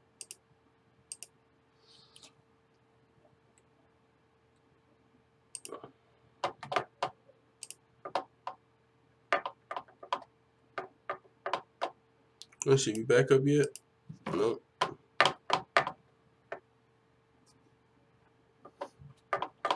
Are we back? It looks like we're back, but it looks like the connection's clearly gotten worse as the day went by. So if we go back red again, you know, I'll probably come back on and close it down. It's looking like Ali Quinta is going to be who's stepping in. I mean, really all we need left is the details on is he going to be fighting for the title or not. We've really covered pretty much everything in this stream that's been going on, all the way leading up from the Tony Ferguson injury to every single thing that's been going on, the madness of the week that is UFC 223. I was going to say before the stream cut out last time, I'm curious to see how this makes the casual fans. Are they going to be interested in this card because all of the drama? Is this going to sell pay-per-views that now that everyone's paying attention? Before, no one was paying attention except for us hardcore fans. Some of us hardcore fans feel like we lost 3 fights. We don't want to buy this card now. We lost Tony Ferguson. We lost Max Holloway. We lost Chiesa. We lost Bray Board. We lost Artem Lobov. You know, we lost all these fights, so you might not think the card's worth money, even though when you look at the card, actually, it's still a really good card. But the fact is, it's not as valuable as it was, so you might feel like, but the casual fans probably didn't even know the UFC was happening this weekend. They might say, hey, let's watch the fucking UFC. So I want to know how this card goes, man. That's what I want to know. If this fight sells a whole lot, it's probably because the big drama show. Who knows? Let the full-time family. I was about to close it off like the stream shop. That's how, man, when my stream be shutting off, that's how I be feeling like, man, I'm ready to go to Cox and just fight somebody. You know what I'm saying? I don't even know why. I kind of, but all right. With that being said, the UFC 223 official weigh-in is at 2 p.m. Eastern. So that's already started. The official weigh-in. Huh. What are they talking about? They're talking about some UFC Champs Tour stock exchange. I don't know what the hell's going on with that. The UFC and the stock and all of that. But the UFC live weigh-ins, you know, that's or is that the ceremonial weigh-ins? I want to, you know, the ones where people actually come out and it's like the old school. I don't know if that's the ceremonial or what, but I know the early weigh-ins already happened. Let's see what Ariel Helwani's talking about. You know what I'm saying? Taco Bell Wani doesn't have. Whenever Taco Bell Wani doesn't have all the answers, my brother from another mother, Ariel Helwani's got the answers. All right. Let's see. Judge, okay. Judge issues an order of protection in favor of Michael Chiesa, Ozzy Arias, Ray Borg, Ricardo Chico on Cian Cowley. A protection order? Yo, why did they have to get a protection order on these guys? Is it so they don't, like, turn up in court? Cowley cannot contact those individuals under any circumstances. Any contact would be violation leading to rearrest. Son of a gun, and I'm having a hard time holding these alligators down. Woo! Thank you very much for joining the full-time family. Cream, ISO, DJ Trey, and Lee Martinez. Thank you all for hitting subscribe. What is going on here now? Hold on. So the judge ordered a protection order on the guy that got arrested with Conor McGregor, this Cowley character. Now, maybe he's the guy that had the hand truck. You know, maybe he's the fucking complete asshole that took the dolly. Maybe he's the guy that was on the coke. Who knows? We don't know this guy. Yeah, this Cowley guy, he's the guy that got arrested with McGregor. And so the judge issued a damn protection order, order protection in favor of, so Michael Chiesa, Ray Borg, Ozzy Arias, and Ricardo Chico all have an order of protection against Cian Cowley, who was arrested with McGregor. If he contacts any of them, he gets rearrested. Jet flying, son of a gun, and I'm having a hard time holding these alligators down. Woo! Also on McGregor. They've also got an order of protection on McGregor. Son of a gun, and I'm having a hard The time. lawyer is running down the whole scene yesterday. 50K, I forgot I can talk over that. 50K bail for McGregor announced. 25K bail announced for Cowley. Also announced they can travel. That's good that they can travel. They really need to be able to travel. I think they're over here maybe on a visa or something. I'm not sure. But to be able to travel is big when you're a fucking multi-millionaire figure, Conor McGregor, who, you know, needs to travel. You know what I'm saying? You might not need to, but traveling's his thing. Fuck, he's got his own plane. That's how he got here. They said even though he had his own plane, that shit was grounded. You can't even get on your own plane and leave until you come in. Now he's arrested. All of this has happened. But one of the interesting things here that's probably going to be a big headline is Michael Chiesa and Ray Borg and a couple others have an order of protection against Conor McGregor. Now, I don't know why. It's like the judge, it looks like they mandated that. I know fucking no. Michael Chiesa and Ray Borg didn't say, hey, we need protection from this guy. Like, now that, you know, that's kind of what I was like, what? Is it because they're going to be suing him? Like, is that why they got it? Like, these niggas about to have to go and witness protection? Like, is that what's going on? But that's not what it is. It's more of a restraining order, you know what I mean, against these guys. So for whatever reason, these guys charged, they felt like they had to give these 4 people a restraining order against Conor McGregor and his boy. Maybe it's because, I don't know why that is. We'll have to see the details on like MMAfighting.com when they write up the story. We can speculate, but these are the facts according to Ariel Helwani. Who are their names? Michael Chiesa, Ozzy Arias, Ray Borg, and Ricardo Chico all have an order of protection via the judge on McGregor.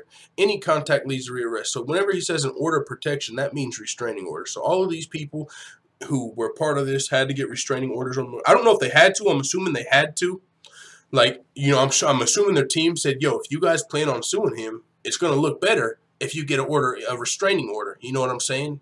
You got injured. Now you're getting the restraining order. It's going to look way better in your lawsuit. This might mean all 4 of these might be the 4 people who plan on suing Conor McGregor. They're just getting their ducks in a row. You know what I'm saying? Like, nope, you know, I'm sure whoever's advising them probably told them that they should do this. You know, it's not like some, oh, I don't want Conor McGregor, you know, 5 feet away from me. I don't think that's the case. I think it's a lot more of these guys preparing for a big-ass lawsuit against Conor McGregor. Let's see. Thank you also to Nicholas Callis, Don12 Bill for joining the full-time family, and Jason Canada. You guys are awesome. Thanks for hitting subscribe. All right, let's see what the full-time family's talking about. I see there's some madness going on. Someone said, do you know what stitches get? I'm assuming you're talking to someone in the chat. Someone said, scroll up. Tony is still interim champ. Khabib, okay, yeah, the chat's going too quick. That's just it. Nobody cares how you feel. Not for me. Okay, you guys are talking to each other. Let's see what's going on, man, in the world of MMA. Let's check my Twitter feed, even though that's probably not where we should be. We really need to be, like, somewhere else. I don't know who I'm following. Might see some just ass out of nowhere. No, I'm just playing. Are you saying it didn't happen? You're welcome back. See, I can't just go down my Twitter feed, bro, because if it's not about what's going on, is there like a hashtag for this shit? Hashtag fucking Conor McGregor and shit? Let's check UFC.com. Limousine like jet flying, son of a gun, and I'm having a hard time holding these alligators down. Woo! Richie Daly, Taryn Hughes, and Carter Woofan, thank you for hitting subscribe and joining the full-time family. You guys rock my socks. Wrong screen.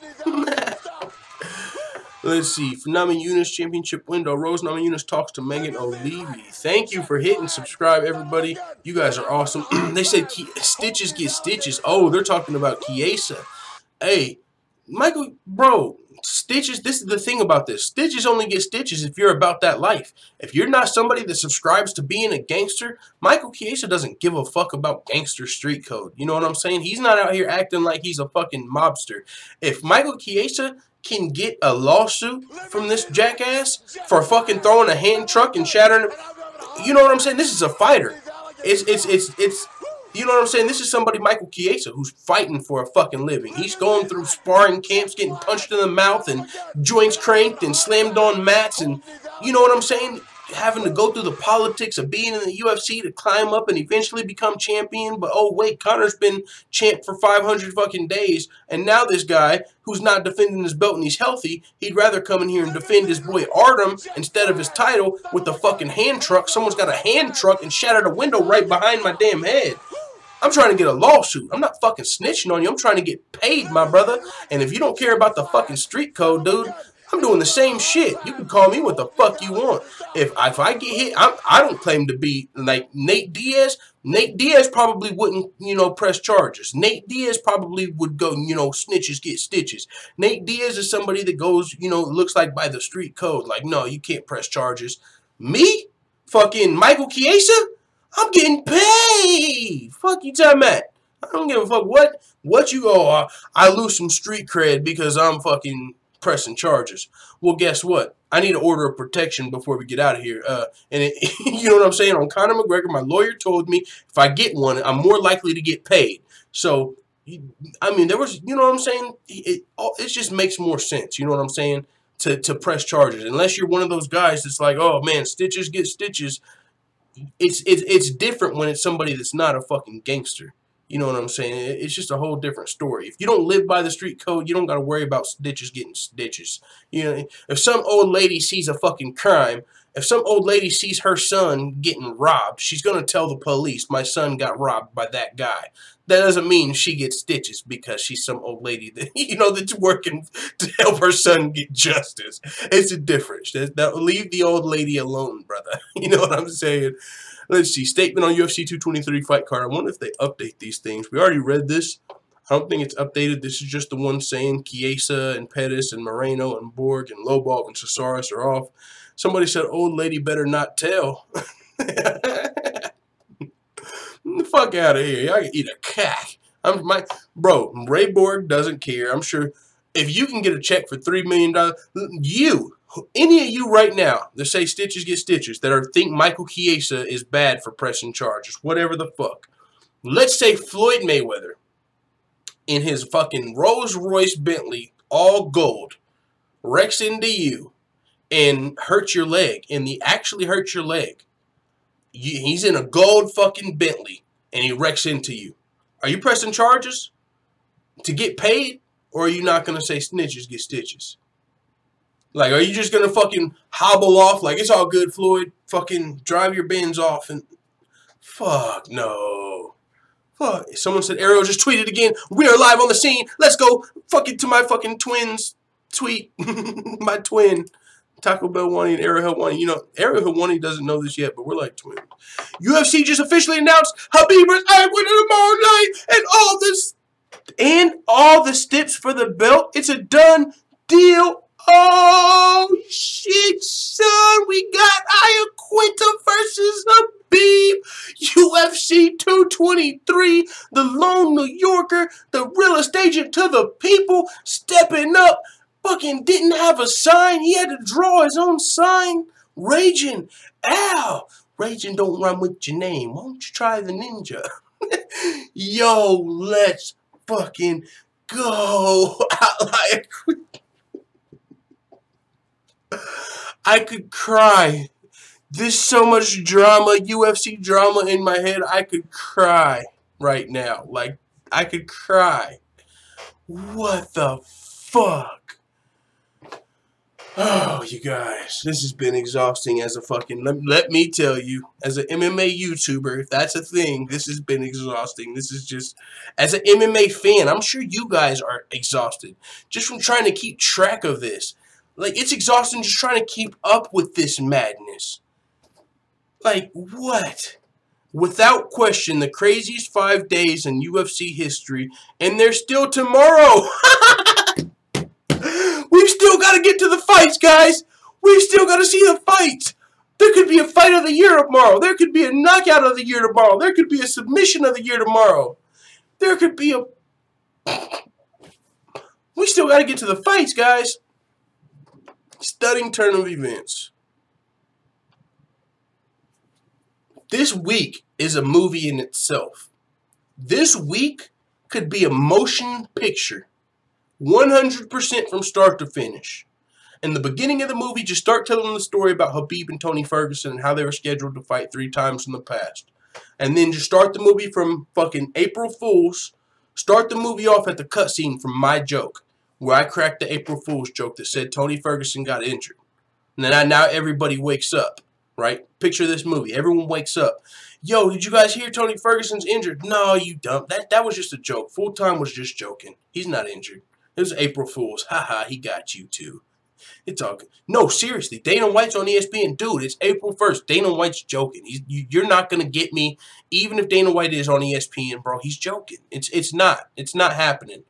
Then the fucking world starts realizing it's real. Tony Ferguson's out. Max Holloway's in. Blah, blah, blah. And then we get to the fucking hotel UFC. Artem Lobov in the lobby. You got the motherfucking Dagestan Gangster Squad. Yo, did you call me a coward? Smack that neck. Boom. Conor McGregor flies in. Bust. Dolly. Boom. Fucking chairs. Boom. Tables. Ladders. Motherfucking trash cans. Boom. Partition. Boom. The fights are canceled. Michael Chiesa glass. Boom. I'm just saying this could be a fucking movie. Michael Chiesa glass. Yo, did that fucking cut me? Yo, don't touch my head. There's glass. Hold on. Fucking, hey, everybody else okay? Everybody okay? Hey, Conor. Fuck you, Conor. What the fuck are you doing? Jumping out the window. No, that's the Nate Diaz movie. That's the Nate Diaz. The Diaz brothers were fucking coming out that window like the motherfucking Ninja Turtles. No, fuck that. They're diving out that broken window. Getting cut up on the... You got the whole scrap pack.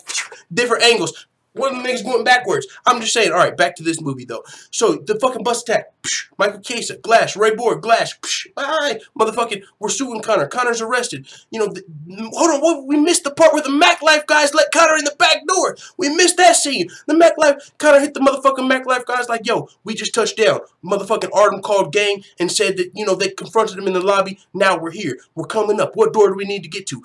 Hey, the cameramen are on door 3. They're back here. The cameraman got you. You know, we're gonna distract the media members over here. The cameramen are on floor 3. They're letting you in. Conor, this way, this way, this way. Fucking, let's go. Fucking gang lets them in. The Mac Life lets them in. They storm down. Now, partition. Boom. Tables. Boom. Ladders. Boom. Glass.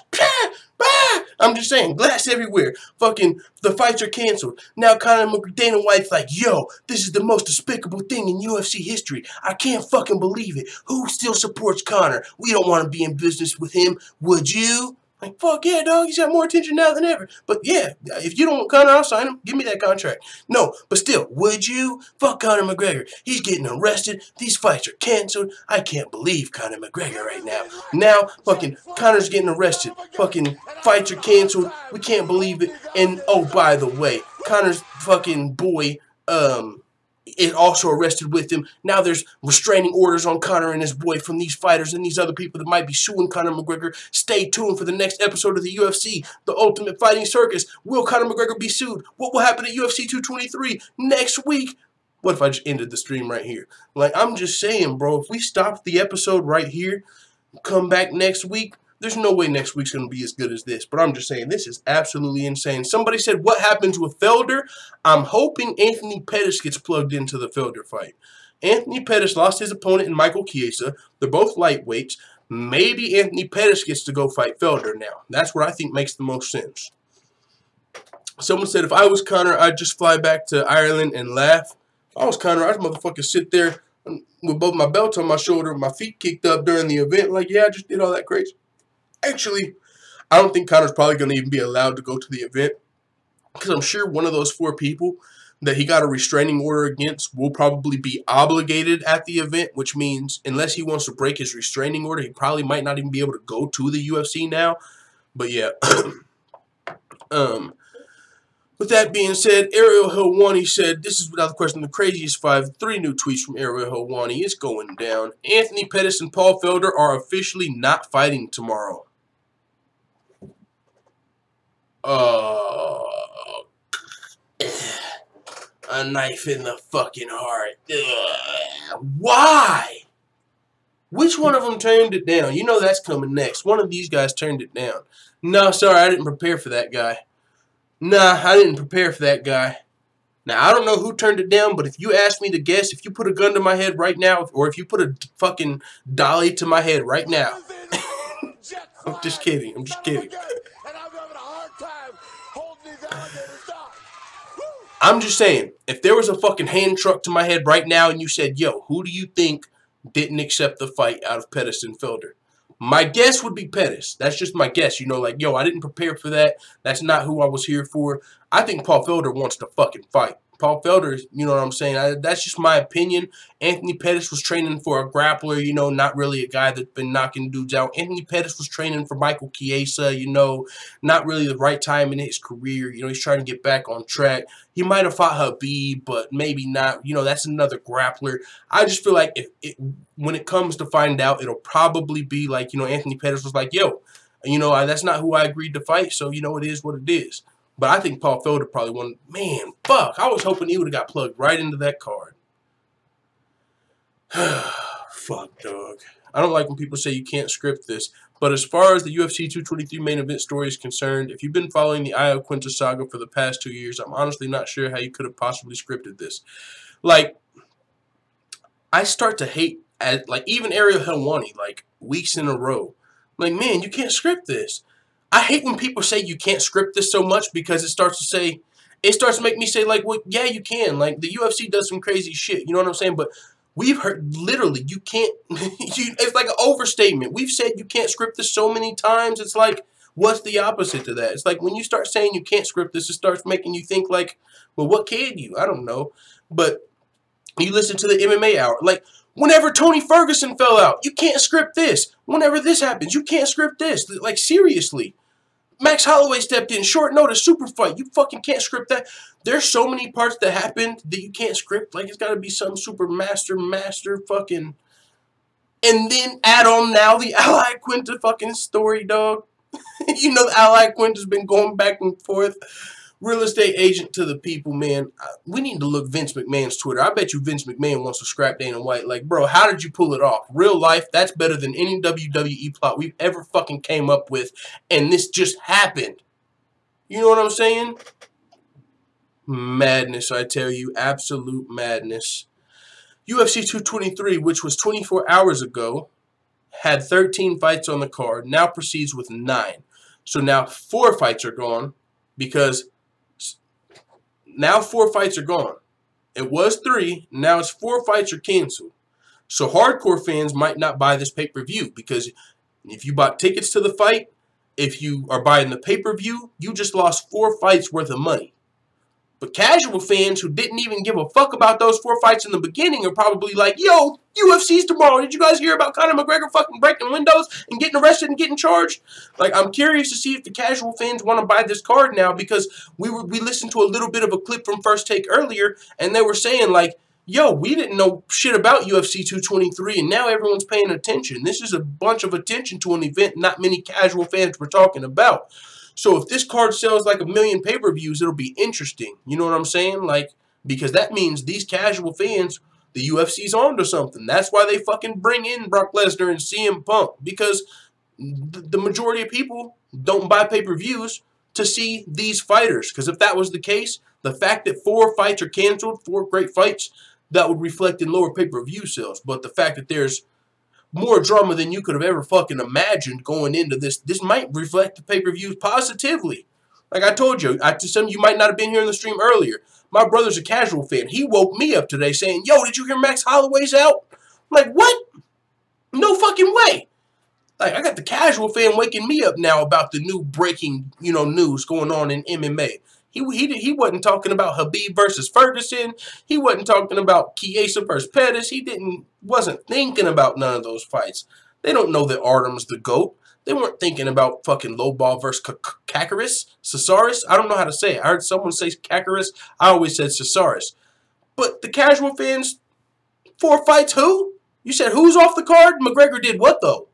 So this is going to be interesting. I can't wait for tomorrow. This is just the day before right now. Like Ariel Helwani said, we still got fights tomorrow. We still got to get to the fight results.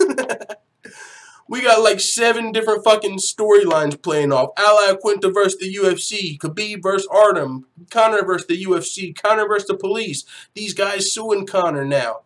Boom, boom, boom. Hey, Conor McGregor came through and... But it didn't even all start because Conor, honestly. It really started when Tony Ferguson got injured, right?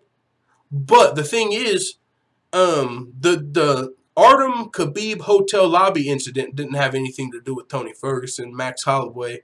So that was just its own story in itself, you know what I'm saying? It's not like somebody said all of this happened because Tony Ferguson got injured. That's not the case. If Artem runs into Khabib in the hotel and Tony Ferguson's still on the card, he's probably still like, hey, did you say this about me?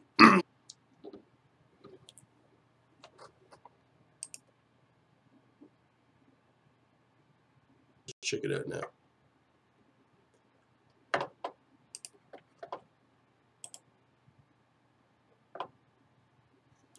Alright guys, we cut off, but I wanted to come back on and let you guys know I'm actually about to wrap it up anyway.